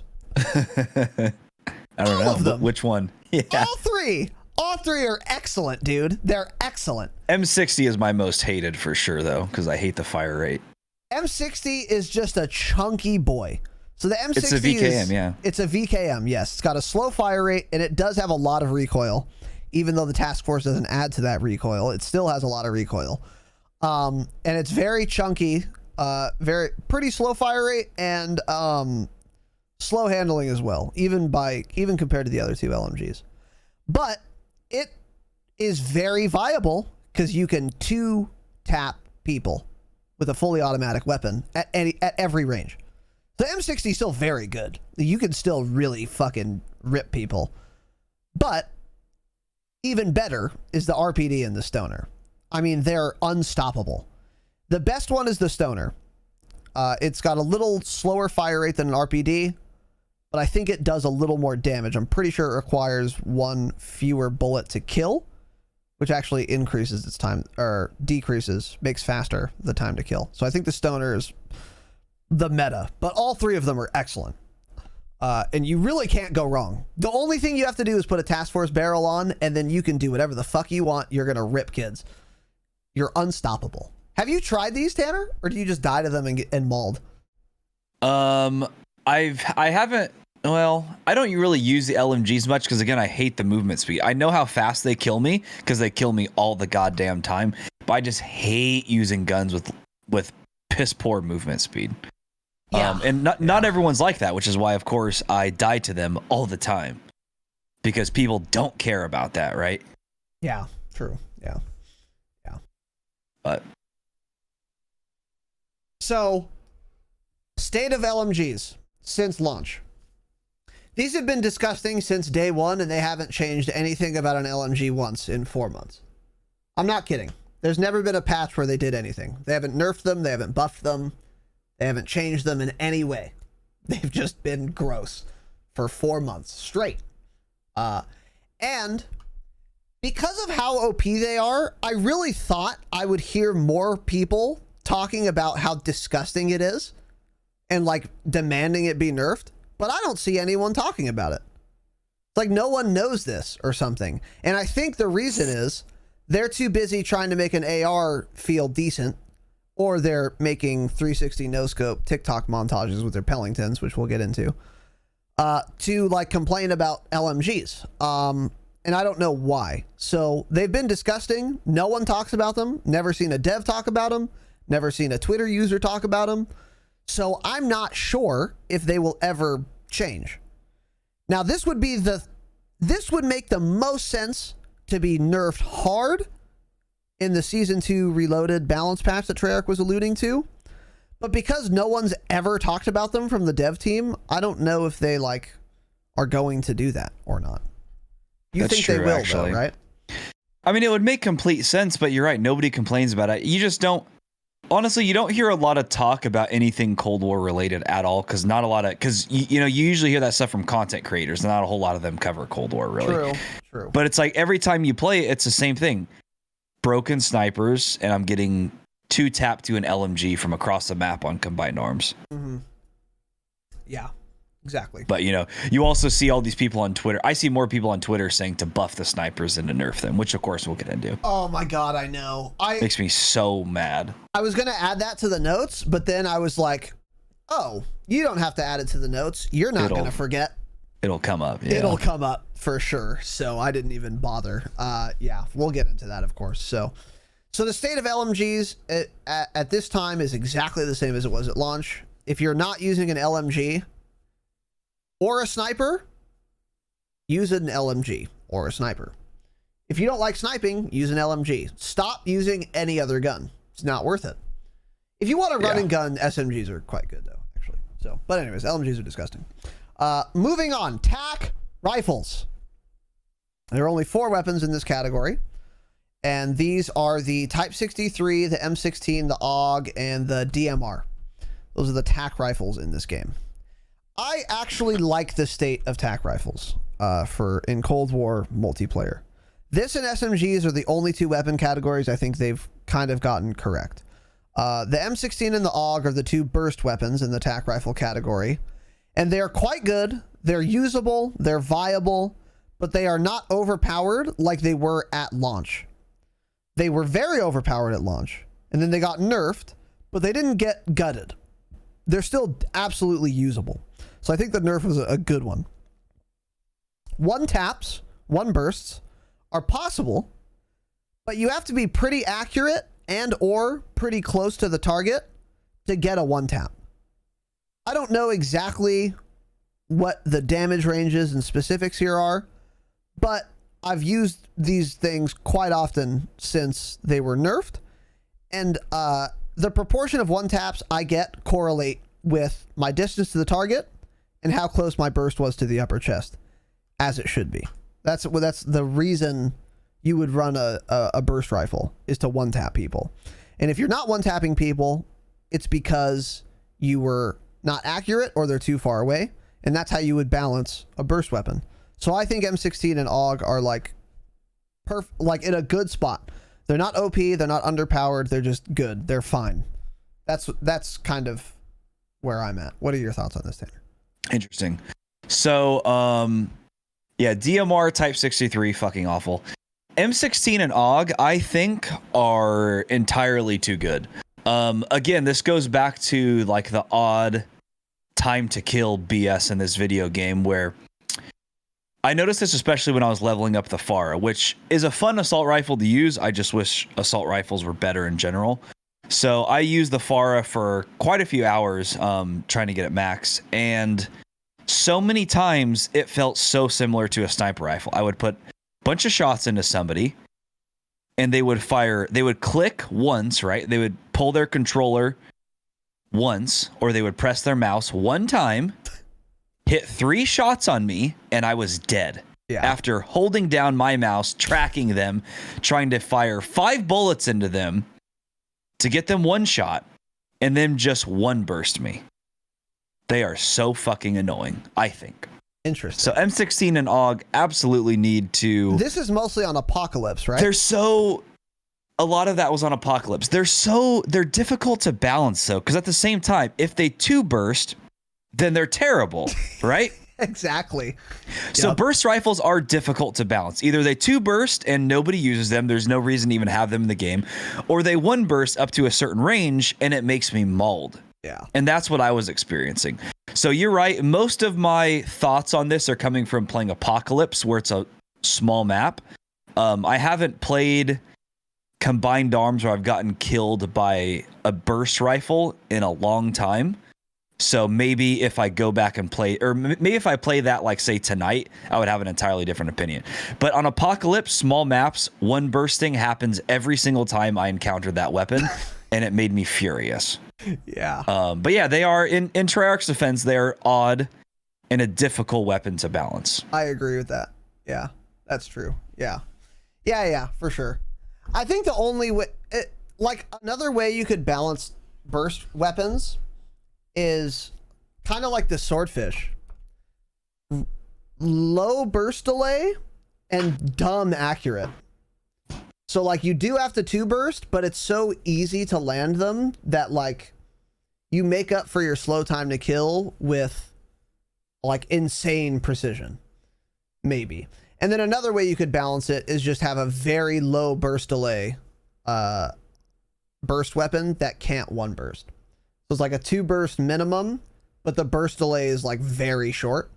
That would be another way you could balance them. But the M16 nor the AUG fall into that category, I would say. So, and then the other 2 tac rifles are semi-auto.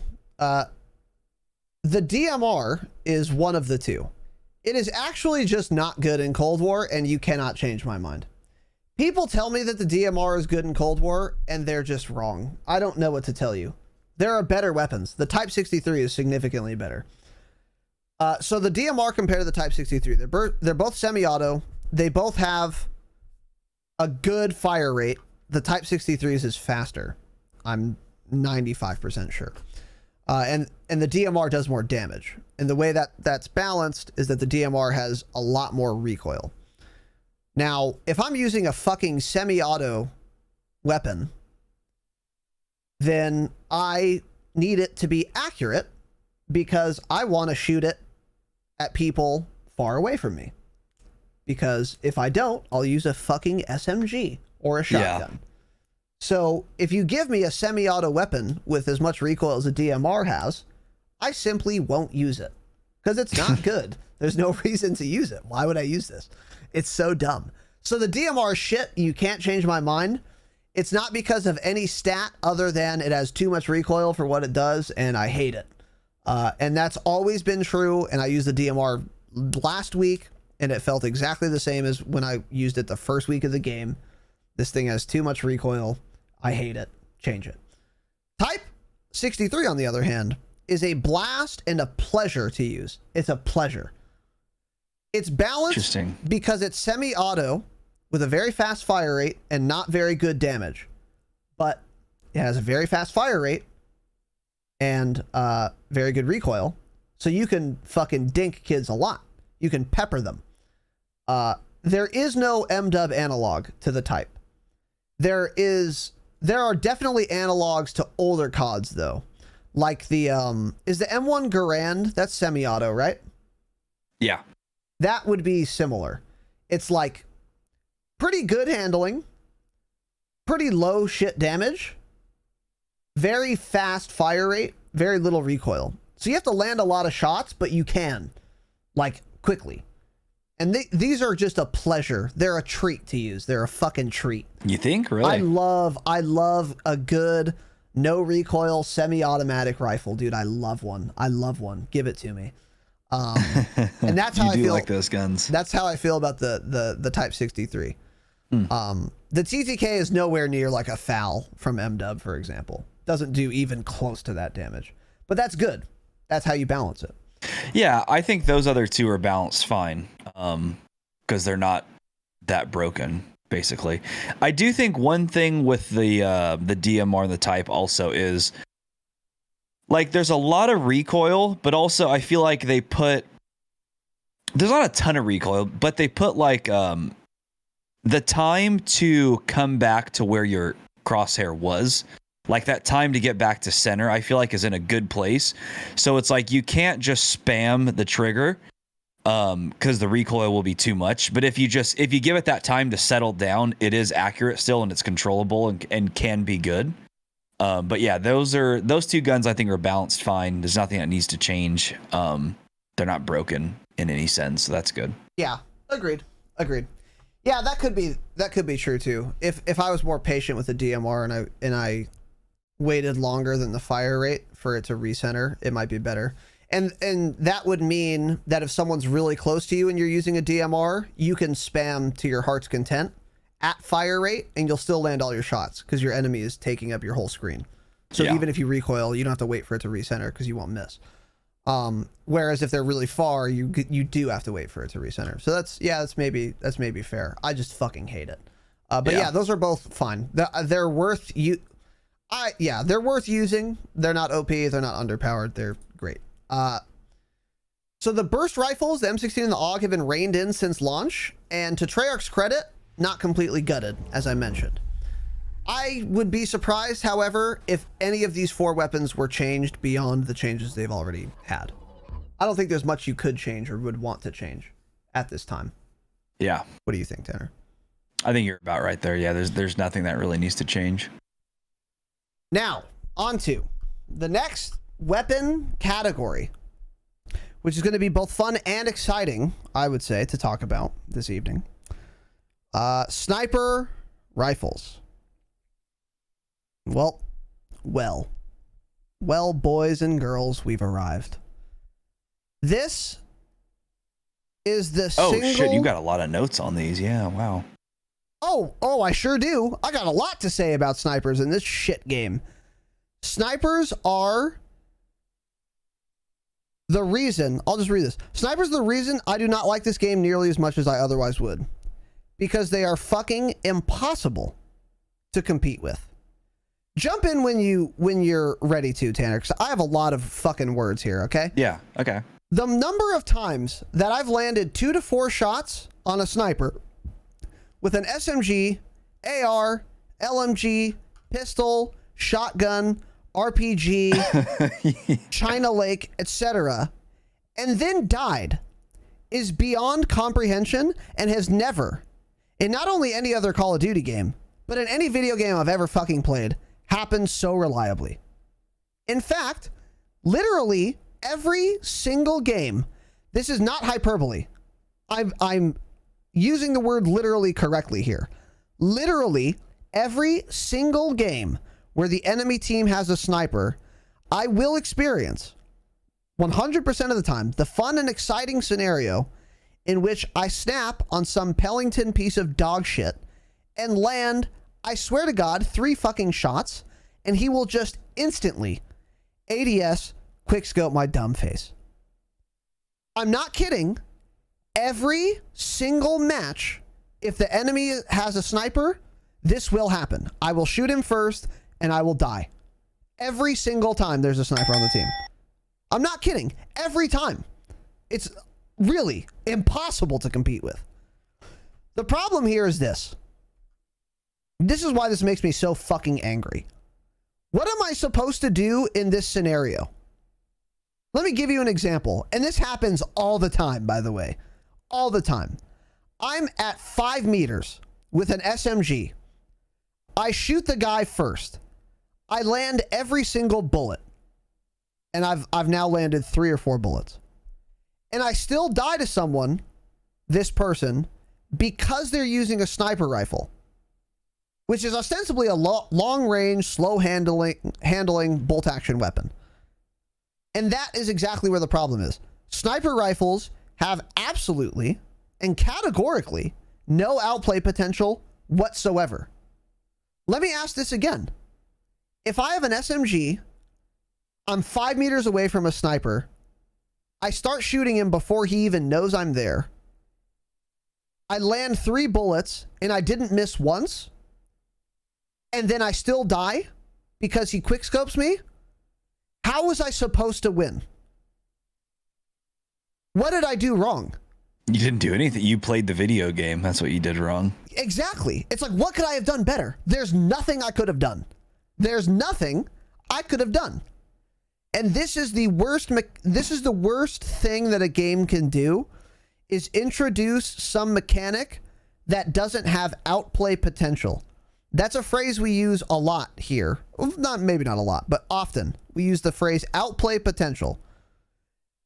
Not only in an FPS game, but in any video game, if there's some thing, some weapon, some mechanic, some instance where there is some opposing force that you cannot outplay, there's no counterplay available, then the game is not interactive. Interactive meaning if I do something, something happens. There's no interactivity with a sniper. You can play perfectly and you'll still die every single time. Why? Why is this a mechanic? Am I overstating how often this happens, Tanner? No. When you told me like a couple months ago, you sent me a DM, right? And you were like, dude, I think I figured it out. Cold War is really bad when you're up against a sniper. When there's no snipers in the lobby, it's a lot of fun. And I said, okay, you do you, dipshit. It's a bad game. Then Apocalypse came out, and I said, this map looks fun. I'm going to grind some Cold War. I played Apocalypse over the course of a few days for probably 6 or 7 hours, that map alone. I had an absolute blast. As soon as I ran into a sniper, that lobby was chalked for me. I had zero fun. I literally, you know what happens when you see a sniper? You pull out a sniper yourself. That's the Can't only make thing this you up. can do. Yeah. I got killed by a sniper like 2 or 3 times. I said, cool, there's nothing I can do. And you get him down to 1 shot every single time and then he kills you. So I pulled out my Tundra class that I always have ready to go. and I immediately went on like a 7-kill streak with the Tundra. There's never been a Call of Duty with easier sniping than this game. I don't think. So they're entirely too good. And you called this, God, before the full game was released, I think. You said snipers are going to be broken. The longer time to kill makes one-shot weapons way better. And they're not going to balance this correctly. And sure enough, you were dead on. You were the first person that I ever heard say that, and you've been right about it the entire time. Squad W. Yeah. Which is actually so sad. Isn't it sad that some asshole who is approaching 30 and lives in his parents' fucking house and has no bills doesn't have a job, does a podcast about a video game? Jeez, you're a fucking winner, dude. Could somehow figure this out. Eats Oreo thins. Begrudgingly. Could figure this out, and Activision, the multi-billion-dollar international corporation, couldn't. Isn't that sad? What a sad state of affairs. What a sad fucking world we live in, right? Where it's patently obvious that this is going to be the case to everyone but the fucking developers of the game, apparently. Again, they just can't, you can't outplay them, and that's what sucks. If something is overpowered, I've talked about this a lot too. Like, there are some weapons that are really overpowered, but you also have to be good to like unlock the overpowered potential. So, for example, when the SPR came out, it was hit scan. This made the SPR, this made the SPR overpowered. Yeah. It was way too good, especially in Warzone, because it was literally hit scan. However, at least you had to aim your gun at the person and then pull the trigger to get a kill. You at least had to be able to play the game and have some level of competence. And even an SPR with hit scan has outplay potential in Warzone. Was it overpowered? Yes. But was there outplay potential? Yes. How could you outplay it? Shoot them first. There's one. Be inside of them. There's another one. Start getting bullets on them so that they incur flinch. So then if it's hit scan, it doesn't matter because it's going to be impossible to hit you because they're fucking flinching everywhere, etc. There's more. But there's something you can do to where even though the weapon's overpowered, it has outplay potential. And in Cold War, the snipers have none. Again, 5 meters SMG, I don't miss a single shot and I die. What else am I supposed to be able to do? There's nothing else I could have done. I'm just dead. It's impossible to outplay. That's the problem with snipers. Now, why are snipers so good in this game? Oh, I'll fucking tell you why. Number one, Treyarch removed flinch for every weapon. So people don't get flinch anymore. Instead, they get this weird fucking camera shake thing that's annoying. So basically what happens is, like, instead of flinching and your reticle moving, you get shot and like your camera shakes, but your reticle stays exactly where you had it. So when you're sniping, if I'm like scoping in, if I'm aiming at Tanner's chest and I start scoping and then he shoots me 5 times, in every other Call of Duty game, the flinch would take my reticle off of him before I ADS'd and pulled the trigger. In this game, my camera will be shaking, but I'm still right on his chest and he's still dead. It literally doesn't matter. It doesn't matter, exactly. This is why it is so often an occurrence where you can land shots and they still fucking shoot you every time. That's reason number one. They removed flinch, and they had some good reasons for why they did it. Like, it's annoying that you get like accidental headshots, like with an AR or something. Fair. Here's a simple solution. Add flinch for only snipers. Not hard. Pretty simple. Super simple. That would offer one avenue of counterplay, but there's more. That's not the only reason. For whatever reason, this is something that many people might not know. and I don't have data on this other than I've played the game a lot and I've seen a lot of kill cams. The hitboxes for snipers are more generous than any COD game I've ever played. I've never been as good at sniping as I am in Cold War by a significant margin. Significantly better. I'm fucking phase up when I'm sniping in Cold War because the hitboxes are so fucking generous. It's not because I have aim assist, because I play on a mouse. So it's not even that is causing me to snipe better, because I don't get it. So what is the only other thing? Generous hitboxes. And I see it all the time. I'm like, oh, I clearly missed this guy, but I got a one-hit kill anyway. Cool. Very cool.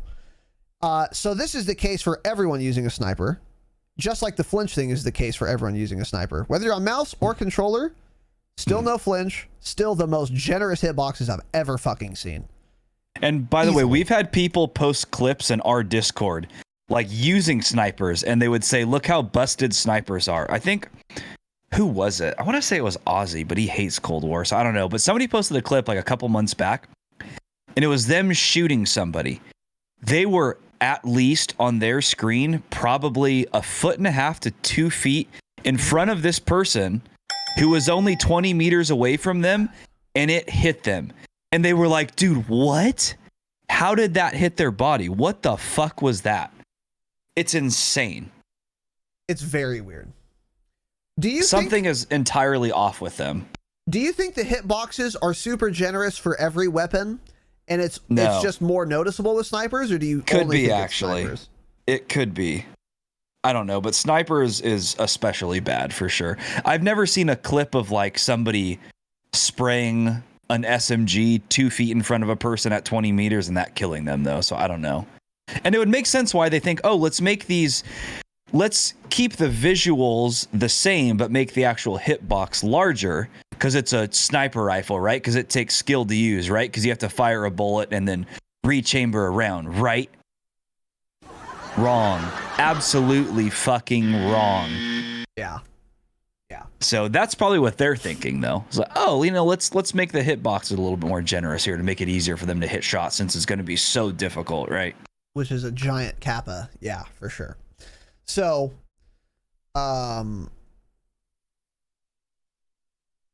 wait, did I add this?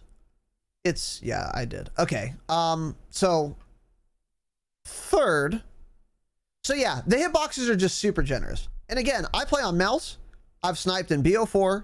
I've sniped in MW. I've sniped in Cold War. My KD is twice on Cold War what it is in any other game because the hitboxes are so generous.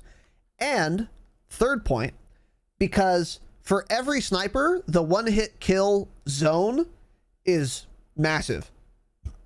Like in BO4, if you were using the Koshka, you would have to hit upper chest, like above the sternum, or head to get a one-hit kill. Yeah. The closest analog to a Koshka in Cold War would be the Pellington. Pellington, you can shoot someone, feels like anywhere, and get a one-hit kill. And that's also true with the Tundra, and it's also true with the Barrett. So in addition to super generous hitboxes, you get a one-hit kill almost every time with all three of them. I am very seldom shot by a sniper rifle and not dead in one shot. And it doesn't matter which gun they're using. Agreed. So that's another reason. In addition to generous hitboxes, wherever the game tells you you landed your shot that you didn't land at all will result in a one-hit kill. Fourth, snipers have aim assist for controller users. This has not been the case in a Call of Duty game for at least 10 years. I don't remember what the last one was, but they stopped doing this because it made snipers insanely good.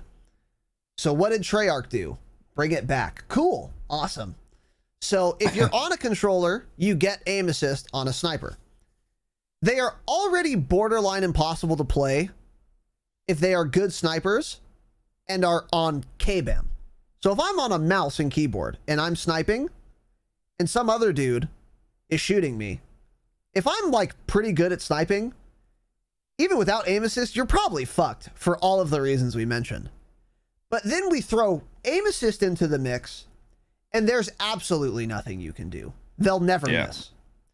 That's why the scenario of me being 5 meters away with an SMG, landing 3 shots and then dying happens so often. Because if you have aim assist and someone's 5 meters in front of you, you will not miss. It's almost impossible. Aim assist will pull you onto target, especially with how generous the hitboxes are and with how many spots on the body result in a one-hit kill. If you're on a controller and you're using a sniper, have fun. No one will kill you. You cannot be killed. It's actually insane. And this is not me hating on controller users, by the way. If you use a controller and you like to snipe, good for you. Have at it. It's not your fucking fault that Treyarch is absolutely brain dead and decided to make all of these decisions. It's not your fault that snipers got aim assist. So I'm not mad at you. And also, if you're a controller user who does not like to snipe, I'm sure you have the same experience I do, where I'm on a controller with an SMG, I start shooting at some other dude who's on a controller with a Pellington, I land 3 shots and I'm dead every time. So this isn't me hating on controllers or controller users. It's probably just as much of a fucking plague for people who use controller and don't snipe as it is for me, who's on a mouse and keyboard and doesn't snipe. Yeah. It's just that adding aim assist to snipers on top of all this other shit just puts it over the top. And here we are. And it's actually, again, impossible to outplay these players.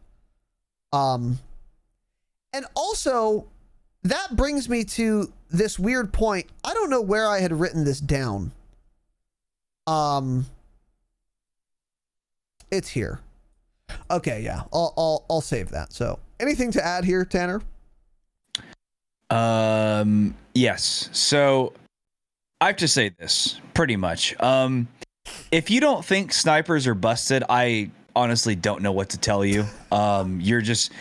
You're not good at this game, I guess, because there's no way snipers are not extremely overpowered in this video game. I don't know what to tell you. The one thing I always hear them complain about is the ADS time. It's always the ADS time. Quicker ADS.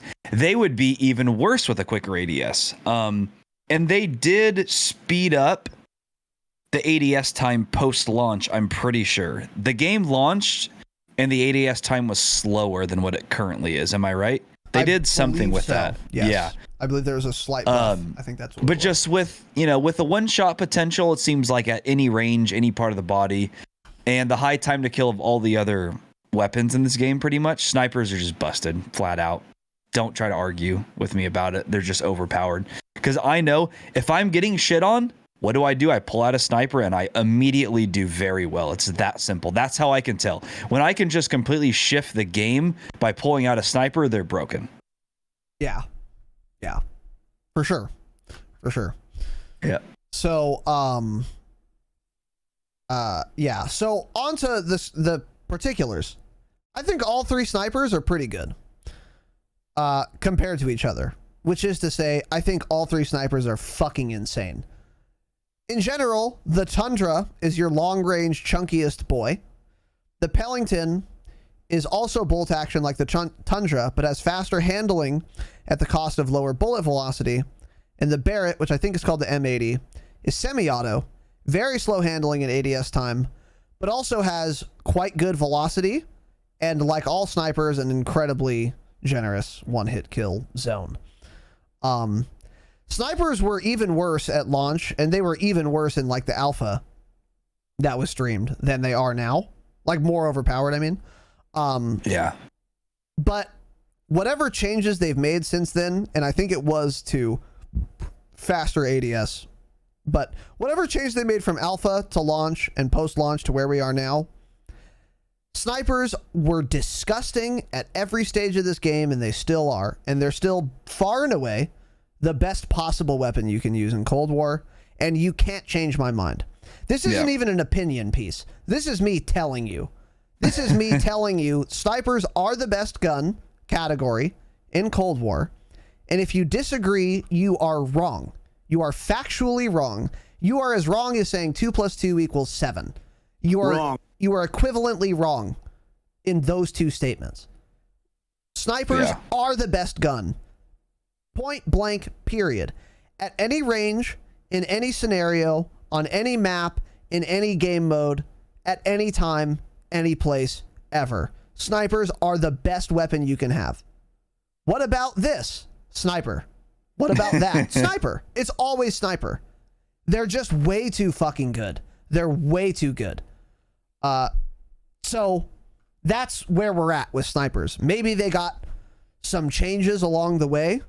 They didn't get very significant changes, but if they did, not enough. Nerf them significantly harder. How would I fix snipers? First thing I would do, and this might make the game fun again. I would introduce flinch, traditional flinch, back to snipers. That's, I think, the biggest thing. That alone. Yeah. That's just like one pretty easy change they could make where you can now outplay snipers. And the scenario that happens every match where I shoot first and then get sniped would happen way less often, but but snipers would still be very good, because if I don't shoot them first, then I'm going to die. They would still be like probably overpowered. They would definitely still be overpowered, but they would at least have outplay potential, which is the fucking phrase of the day. And right now they don't. So that's what I would do. I would start with reintroduce traditional flinch if you have a sniper in your hand, and then let's play for a week and see where we're at, and then maybe we can do more changes. But that's where I would start. And this also, by the way, this is kind of unrelated because it's related, but I've already brought this up. But do you remember this Vundy tweet? David Vonderhaar, author of the Vundy Bop, enemy of the pod. He tweeted. Oh, he's an enemy now. Yeah, he's an enemy now. He was a friend of the pod when the game was launched. Interesting. Well, so he's an enemy. He's now an enemy. Yes, because Got it. He had that really gross entitled tweet he made about like, oh, we worked really hard on this game and you guys are mean to us, as if he isn't a multi-millionaire and he like designs games out of the goodness of his heart. That really pissed me off. And we talked. He's got a lot of shit takes. He's got a ton of dog shit takes. That really made me mad, and we talked about it on the podcast, actually. I was like, don't sit here and tweet and pretend like us criticizing the product we paid you for is paramount to us, like fucking kidnapping your children. It's not. We purchased the product, and we demand a certain level of quality for the product we paid for. It's not like we have you in our basement fucking coding, and we're ungrateful about it. You are worth tens of millions of dollars. Don't tweet like, oh, you guys are ungrateful. We paid you. We paid 60 United States dollars, dude. At least. So stop it, first of all. And now, also, he also tweeted something like, some people say the snipers are overpowered. Some people say the snipers are underpowered. Therefore, they're probably fine. That's like the basic gist of the tweet. I don't know what his exact words are. Go ahead. So I saw this and I went and pulled up the tweet a little while ago. Nice. Okay. This is all the way back from November. Somebody tweeted at him. They were like, when you come back, please put the snipers back the ADS time they were in the beta, for fuck's sake. They get outclassed by any range at any range by every gun. Insane to me, by the way. Don Q, you're in a blender, bud. So Vaughn responded, shotgun snipers continue to be the most controversial thing in our community. Quote, nobody, end quote, is ever happy with the tuning. After a decade of dealing with this, success looks like everyone being equally pissed off at me. This is the job we have chosen. So saying everyone's equally pissed off at me, basically insinuating half the people are saying the snipers are overpowered, the other half are saying they're terrible. And yeah, he's had a lot of shit takes. And this has been, I mean, he deleted his Twitter for a long time. He actually left Treyarch for a period of time. When was that? After BO4? He's had a lot of issues dealing with people telling him things. He takes it to heart, it seems. He really gets down on this shit. So he actually left the company, or was like let go or placed on leave at one point for like a tweet he fired off, because he gets pissed off about these things. So he's a vocal person when it comes to this. But yeah, that was one of the dumbest things he's ever said for sure. It's so crazy. That is such an absurd take for a lead game developer to have. Like, oh, no one likes how snipers work? Cool. My job is done. It's Yeah. like, no, actually, that's the antithesis of your job. If you're imagine selling a product. Imagine selling a car and it comes in 3 colors. Like shit brown, baby puke green, and like mirror. And none of your customers are like, this is a cool car, but all of these colors are fucking awful. Can we get some new colors? All of your customers say this. And then you release a statement at your quarterly fucking earnings report. And you're like, well, guys, I'm pleased to report I've been doing this for 10 years. I've been making cars for 10 years. And when all of my customers hate the color of my car, it means the color of my car is probably right. Just imagine. Imagine how fucking stupid you have to be for that to be the takeaway here. Oh, no one likes how snipers work? Perfect. They're great. We're done. No, we're not done. It's such a trash shit take. God, it's a shit take. It's a bottom tier take. It's the worst. It's an F tier take. And this person occupies the lead game developer position at Treyarch, who's designing this game. Yikes. So fuck Vundy. Anyways. I will say this. Since launch, the buzz about snipers has also kind of died down on either side, in either camp. And I think, like Tanner mentioned earlier, this is because no one's at all is talking about Cold War at all. Like any part of there's Cold not War. much talk, anything about it. The only thing you ever see anymore is CDL. I see that on Twitter come up on my feed, but Yep. You don't see just a lot of Cold War multiplayer talk at all anymore. You really don't. And it's reflected everywhere. They do less promotion for Cold War than Warzone. They do less content for Cold War than Warzone. YouTubers make almost no Cold War videos. All the YouTubers who used to be like multiplayer like content creators, none of them are anymore. They're all on Warzone.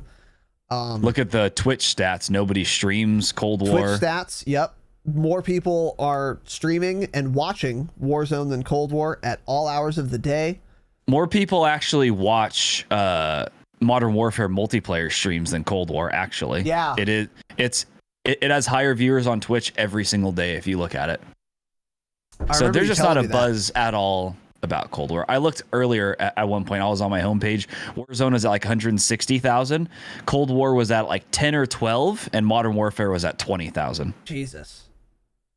Crazy. It's fucking so crazy. there's not much buzz at all around this video game. Yeah, for sure. So how that relates to snipers and the state of snipers, I mean, I've said this for every weapon category, and I'll say it again. I don't expect snipers to change very much. Now, maybe they do. I bet they'll buff them. How much do you want to bet something will be buffed next week? They'll Dude, make with the the ADS season 2 quicker. Reloaded? It very well could. Because Might, what does Treyarch love? Dude. They love snipers and they love shotguns. Those are their True. 2 favorite categories. Actually, real and true. Yeah. Yeah. So I'm not kidding. I could see them buffing them before they nerf them. I think it's more Exactly. likely they buff than get nerfed. So I agree. let's say this. Whether or not they change snipers in any significant way, snipers will never not be the best weapon category in Cold War. Ever. That's never going to change. They would have to do so much to make snipers not disgustingly overpowered by how much they've broken it now that they're never going to do it. Yeah. So the state of snipers since launch is that they're just as disgusting as they were, and don't expect that to change. So that's that. All right. So we're going to go through the secondaries, and then that will be the conclusion of Ooh, are we going to go through the secondaries? Yeah, aren't they all listed here? Yeah, they are. Yeah, there's not a whole lot to say about secondaries other than shotguns. There's some to say, but that's true. Yeah. Okay. All right. So we're gonna go through secondaries, the state of secondaries. We're gonna go through these categories broadly, just like we have been for primaries. There is less detail here because it's just not that relevant. But we're still gonna go into as much details as I feel like we need to. So we'll start with pistols. Pistols seem pretty much fine to me. They have their own place and I think are worth using on certain maps and with certain primaries. Just like in every Call of Duty game, it's faster to swap to a pistol than it is to a shotgun or a launcher. And that is, I think, the best reason to use a pistol is because I do this all the time. You know, I shoot at one guy, I kill him. I shoot at the second guy, I kill him. I shoot at the third guy. My magazine's empty. I don't have time to reload, so I swap weapons. And if my secondary is a pistol, that swap is really fast. And if it's a pistol, I can continue shooting someone who's quite far away and still get the kill if I've like weakened them. If I have a shotgun and they're far away, you're not going to clean up a kill if they're outside of 15 meters. So that's why it's really good to have a pistol. And the pistols perform as expected. They're fine. I think they're fine. It's pretty hard to fuck up pistols, so they did. Well, pistols shouldn't be good anyways. Exactly. They should be like a last-ditch effort secondary, which is what they are. Yeah. I mean, it's just, yeah. Like, even in, like, real-life military, they don't usually carry pistols. I think, like, only officers have them. They're not ever really even used in, like, a military sense like that. The only good pistol is the Diamatti. 1911 is whatever. It's a fine secondary pistol if you ran out of ammo and have to switch real quick. Diamatti's pretty good though. Magnum, awful. Really, really bad, as you can imagine. It's a Magnum. I mean, yeah. It takes like I left click to fire it, and I feel like the bullet comes out 4 seconds later. So it's a disaster. But that's fine. It's a pistol. Again, it doesn't. That category doesn't matter. People use pistols to get the camos to go for dark matter, right? Nobody uses a pistol because they're like, oh, I'm going to run this pistol. It's a great secondary. That's not what they're there for. 100%. Yeah. Yeah, the Magnum is absolutely terrible. The only way to use a Magnum, as some people are saying in chat, is akimbo, and then they're pretty good, but it's still better to just run a SPAS 12. So I really don't think there's ever a reason to use a Magnum. Or a Hauer. A Hauer can one-tap, and so can akimbo Magnums, but a Hauer will not fuck you with random hip fire. You can aim it. So don't use a Magnum for any reason ever. There's no reason to ever do it in Cold War. The only thing I will say on pistols, though, is I wish there was some sort of Deagle analog.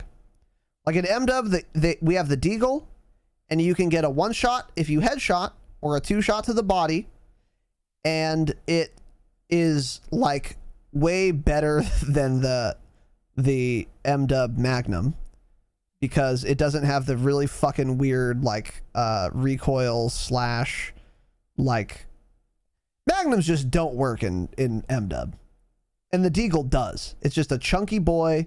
You can get a one-shot headshot. I wish this game had that, kind of. But then I'm reminded of the Mozus with Skull Splitter from BO4, and then I'm like, well, maybe I don't want that. I don't know. Whatever. Yeah. Oh fuck! I forgot about that dog dude. shit, dude. Oh man. The good old Skull Splitter This game, Mozu. I will say this. This game is missing some pistols. There needs to be like 2 or 3 more. The category is just dead, actually. Yeah, I want a Deagle. I want a Deagle or something similar. What else would I want? That's actually kind of all I can think of that it's missing. I don't care. I feel like there More needs to be a variety. couple more guns. It doesn't matter. There just needs to be more. Maybe another just semi-auto. Doesn't it seem like this game has very few guns in it? I wonder how many Modern Warfare had at this point in its life cycle. There seems to be not many in this video game. True. Yeah, I don't know. But anyways. We're getting a crossbow though, right? That'll fix everything. Yeah. Get a fucking slingshot and an addle next. Let's move on. Shotguns. Shotguns at launch were fucking way better than they are now. Treyarch thought it would be fun and exciting to have shotguns as secondaries. Shout out to Vundy.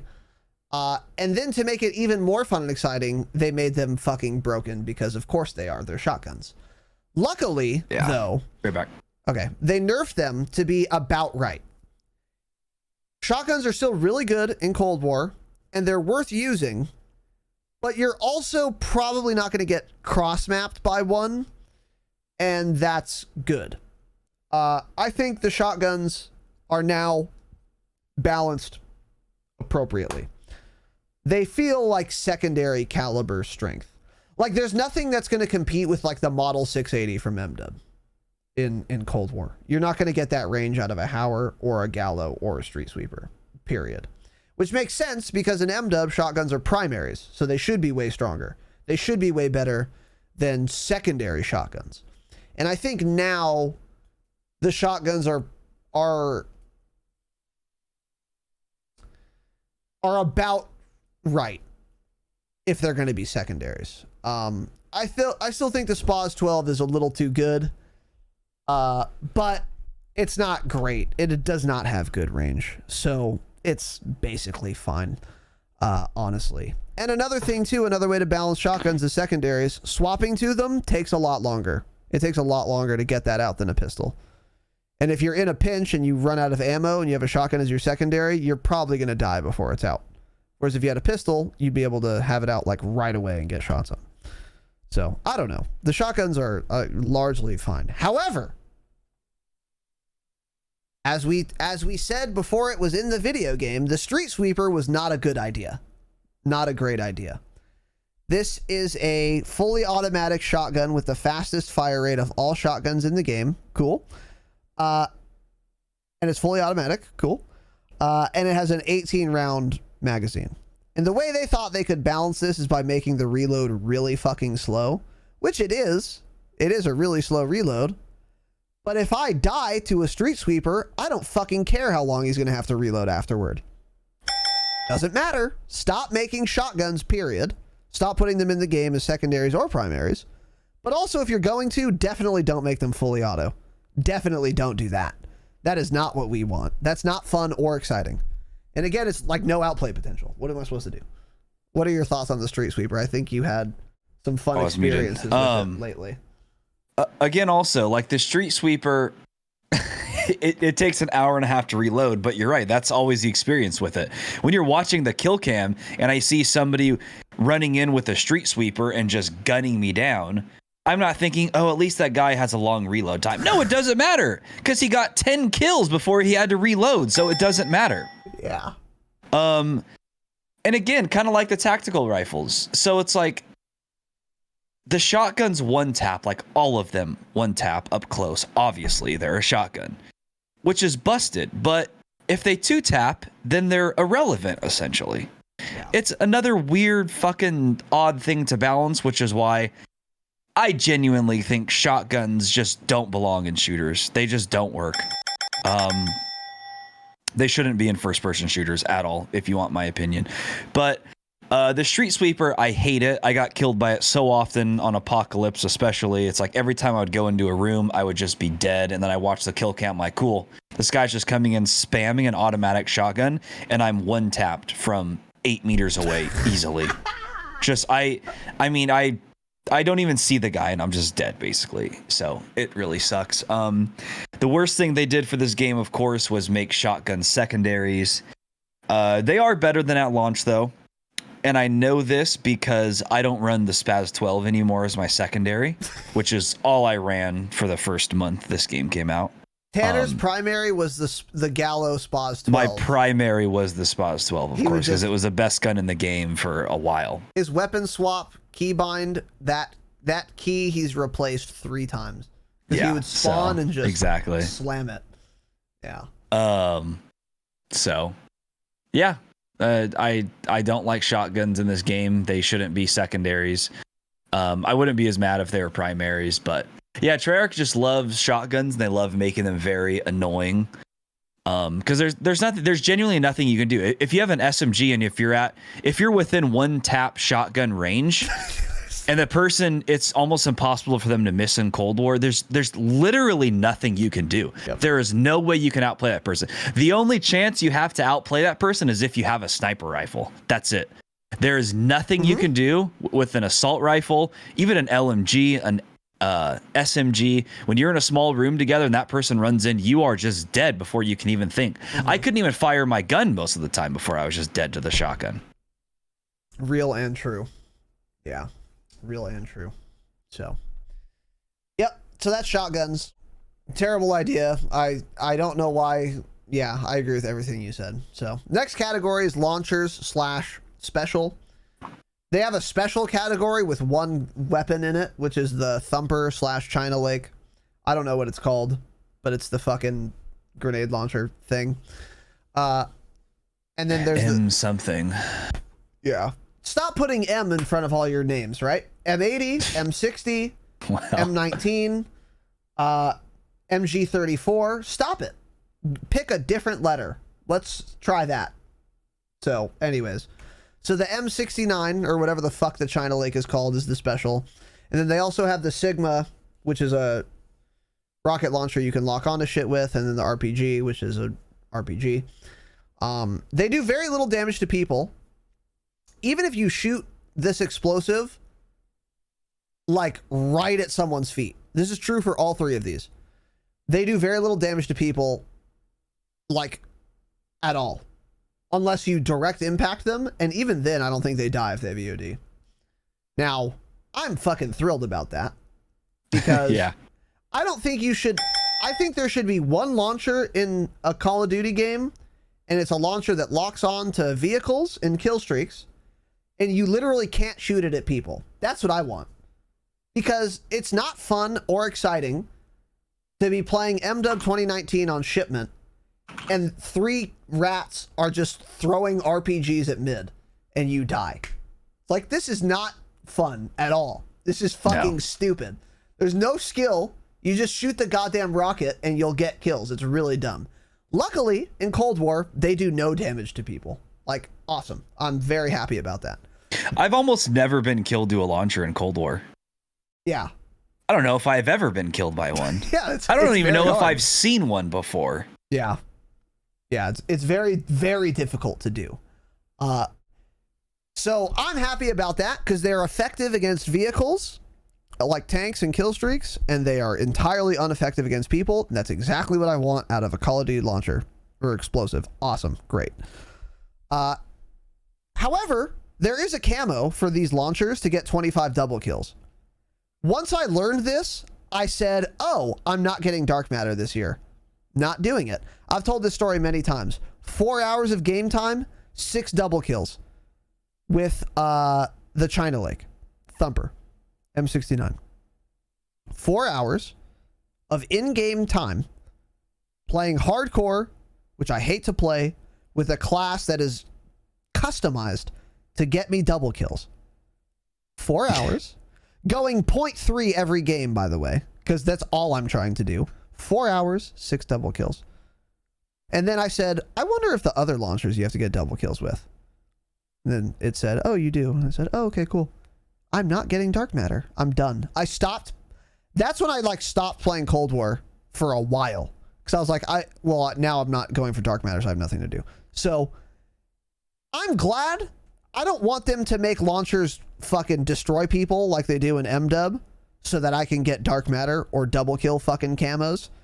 What they instead should do is change the camo. Make me do something else. Yeah. Don't make me get double kills on people when it's impossible. Stop it. Don't do that. So that's my only problem with launchers. But otherwise, they're fine. I think they're great, actually. Perfect. So I would say that. Cool. And then melee. This is knives, fucking shovels, I don't know, bow stabs. What else? What other fucking melees in this game? I don't care.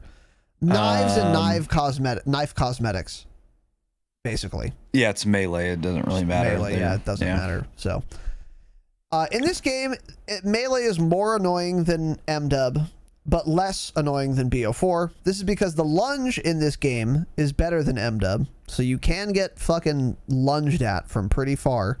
And this is the Vundy special, the good old Treyarch lunge, where you fucking teleport to kids. It's better than MW. And the TTK is slower than MW. So That means melee is pretty good. It's better than MW, but it's not as good as it was in BO4, so that's fine. The viability of knives in this game is like not like BO4. You could play a whole match with a knife on BO4 on almost every map and do well. People did that often. Almost every lobby we'd go and somebody would only be knifing. Yeah. Yeah. Because the time to kill was so slow, and stim shot was good, and you could lunge pretty goddamn far in BO4.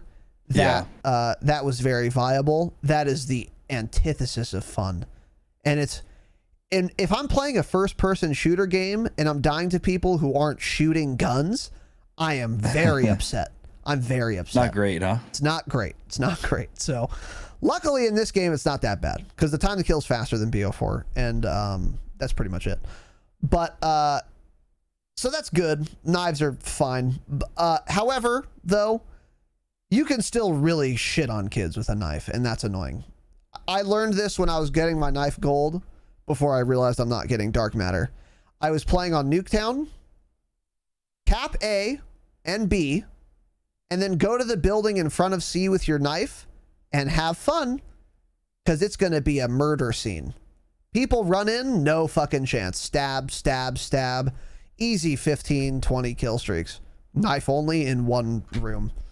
So that's annoying and not great, but by and large, I don't think melee is that big of an issue. How often do you get stabbed in Cold War? Not often at all. Yeah. Yeah. It's not that big of an issue. The lunge thing on knives is always annoying in video games. And I do think the lunge is usually too far, it seems. And like you'll watch kill cams and they won't even be within feet of you when they actually lunged at you. So it's kind of dumb, but it's not a big issue in this game, correct? BO4 was an absolute disaster. I hated it so much. Even Modern Warfare, I feel like it was pretty annoying because it seemed like people would just slide around so easily and just knife you. I don't know. It happened a lot on the smaller maps, or like, shipment, things like that, which, you can expect from shipment, but yeah. Yeah. So that's that. That's all the weapon categories. And that's kind of the state of the game. So has melee changed since launch? Not really, but it's never been really much of a problem. So not much to say there. Yeah. The biggest problem with almost every weapon in general is that the base bullet velocity for every gun except an LMG or a sniper is so awful that most guns are literally unusable without a bullet velocity barrel. This again is part of what makes LMGs and snipers so fucking disgusting, is because they don't have this hurdle to overcome that every other weapon category has to. If snipers or LMGs were out of the equation, however, I still think the state of weapon balance across categories is just not very good at all. And that's even worsened by the existence of snipers and LMGs. Because even if you look within a category, there doesn't seem to be much identity with individual weapons. Yeah. And I agree. This is one area that like MW did significantly better. Like if we look at Cold War ARs, would you rather use like a Krig or a QBZ? You probably don't know, because they're just that. I was sitting there thinking that they're both just shit. I don't know. They're just AR. They're just guns. I think that's the best way to put it. There's not many guns that have a strong identity. Yeah. Other than, of course, the Pellington and the Tundra. Yeah. Yeah. Exactly. It's just very weird. So that's one area that MW did significantly better. Most weapon categories and individual weapons had unique identities, and they filled a role or niche, and they did so well. We talked about that a lot in part 1 of our year in review series. And you could cater your weapon to your playstyle, the map, the game mode. That feels not possible in Cold War. The weapon you choose in Cold War doesn't really matter what map you're playing on. Pick a sniper. That's the best gun. It doesn't matter. In MW, that's not true. Some maps, sniper is best on. Other maps, an MP5 is best on. Yeah. In Cold War, it's always a sniper or an LMG if you want to mix things up a bit. There's never really maybe an SMG if you want to move your character. But other than that, that's it. Weapon balance is just not good at all. Mm-mm. It's actually the worst of any game I think any Call of Duty game I've ever played. Because a lot of Call of Duty games have had really overpowered guns, but not a lot of Call of Duty games have had overpowered categories of guns. Exactly. Yeah. There would just be individual weapons. Yes, exactly. Like the Model 1887 Akimbo, super overpowered. But it's not like all shotguns were OP. It was like that specific gun. And the beauty of that is that you can patch that one gun and then you're fine. But in this game, it's like all snipers, just what snipers do makes them overpowered. And game mechanics that don't even correlate to like the weapon itself exactly make them insane. And then LMG is the same thing. So I think the weapon balance in this game is uniquely bad. And that was true at launch, and it's still true now. The weapon balance is just not good. Yeah, it's shit, actually. So, yeah, it is indeed shit. Any other thoughts on weapons in general? Closing words, etc. They're just boring. So many of the guns are just boring to use. Yeah. I think also it sounds weird to me, but I think the sound in this game is really bad, like the weapon sound, and none of them are just exciting. I don't know, just Call of Duty in general. I don't know. The sounds on guns, Modern Warfare was a lot better. I think true. This game, the sound is just dull. I'm not talking about like footsteps or anything. I'm just talking about strictly gun sounds. It's boring. Like I was watching Bango stream Battlefield earlier, and I was saying, God, this game has such good sound. Of course, I'm sure you can't hear footsteps up close, but in like a theatrical sense, the guns sound fantastic. I know exactly the streaks sound great. It's like watching a movie. Honestly, it's like, oh, this is really cool. Yeah. From an extremely casual standpoint, not if you're really good at the game, and of course you can't hear people. Yeah. But I don't know. Cold War is just lacking that aspect when it comes to guns, which just makes them dull and boring. That's a good point. Nothing exciting. And the animations and the weapon models too are just not great.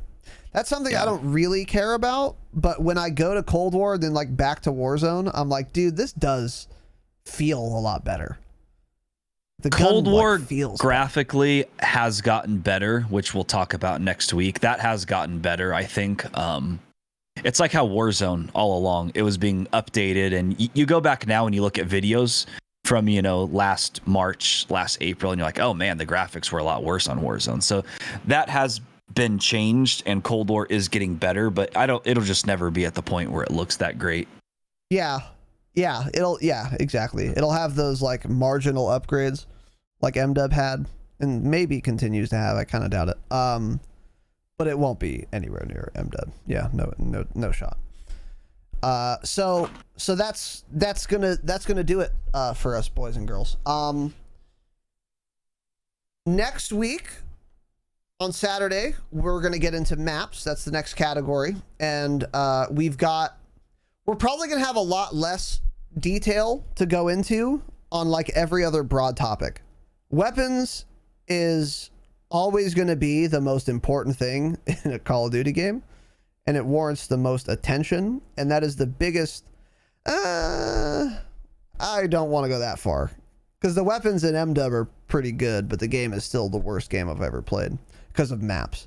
So maybe maps does warrant some more discussion, but we'll figure it out. Whatever. Maps, zombies, bugs, content flow, miscellaneous. That's on the docket. So we're going to get into that next Saturday. So be here for fucking that. And you'll know the vibes. I know. I'm kind of thinking at the end of this, maybe it does need to be 3 parts, but yeah, the detail that goes into weapons is much more than every category is going to be. Yeah. For this game in particular. Because another thing too is like when things are done well or good, you don't have to say much about it.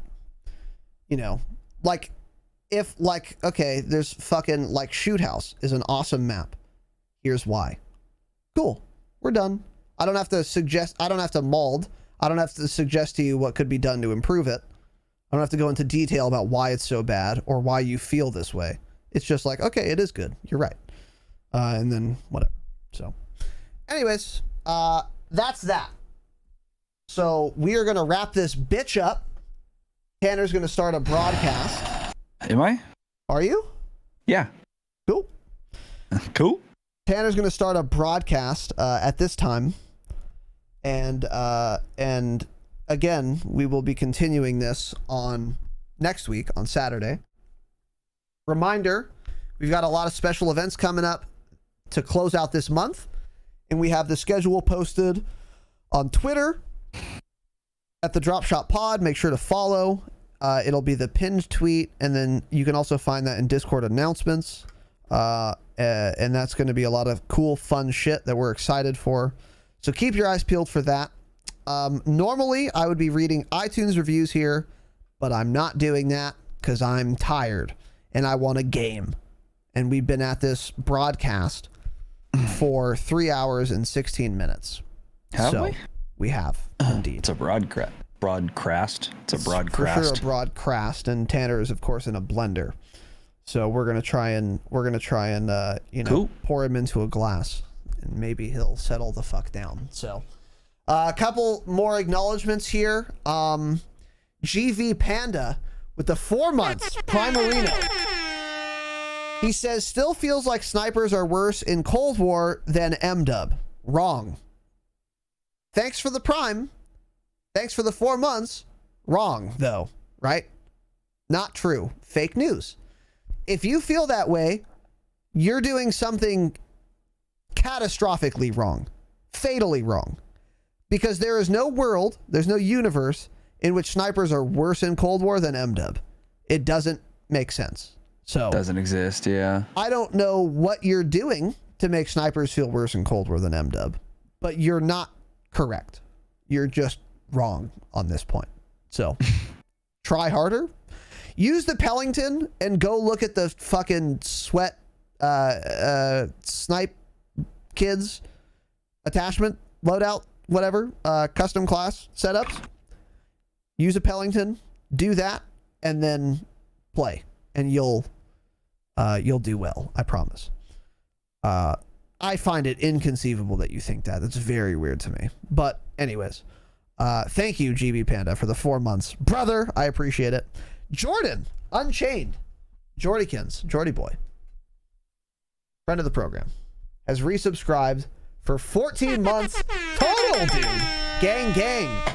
Gang, gang indeed, Jordy. It was nice seeing you at Vaughn's, dude. That was weird.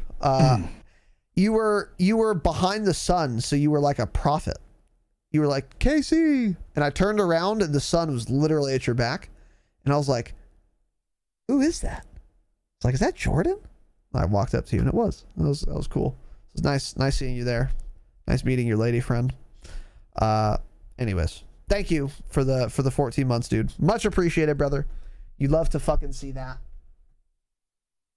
And that will close this bitch out. So, website should be coming shortly. Hopefully we have it before Wednesday. That's what they told us. We'll fucking see.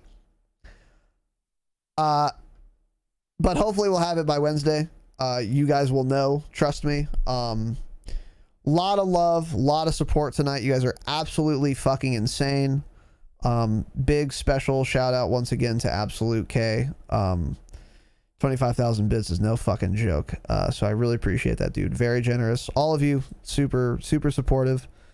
It means a lot. Patreon.com/thedropshot is the best way to support this broadcast. It's the best for you and it's the best for us. We get the highest cut and also you get the most benefits. So patreon.com/thedropshot. We got 3 tiers, bonus episodes, hangouts, fucking live call-ins, and more. Patreon.com/thedropshot for details.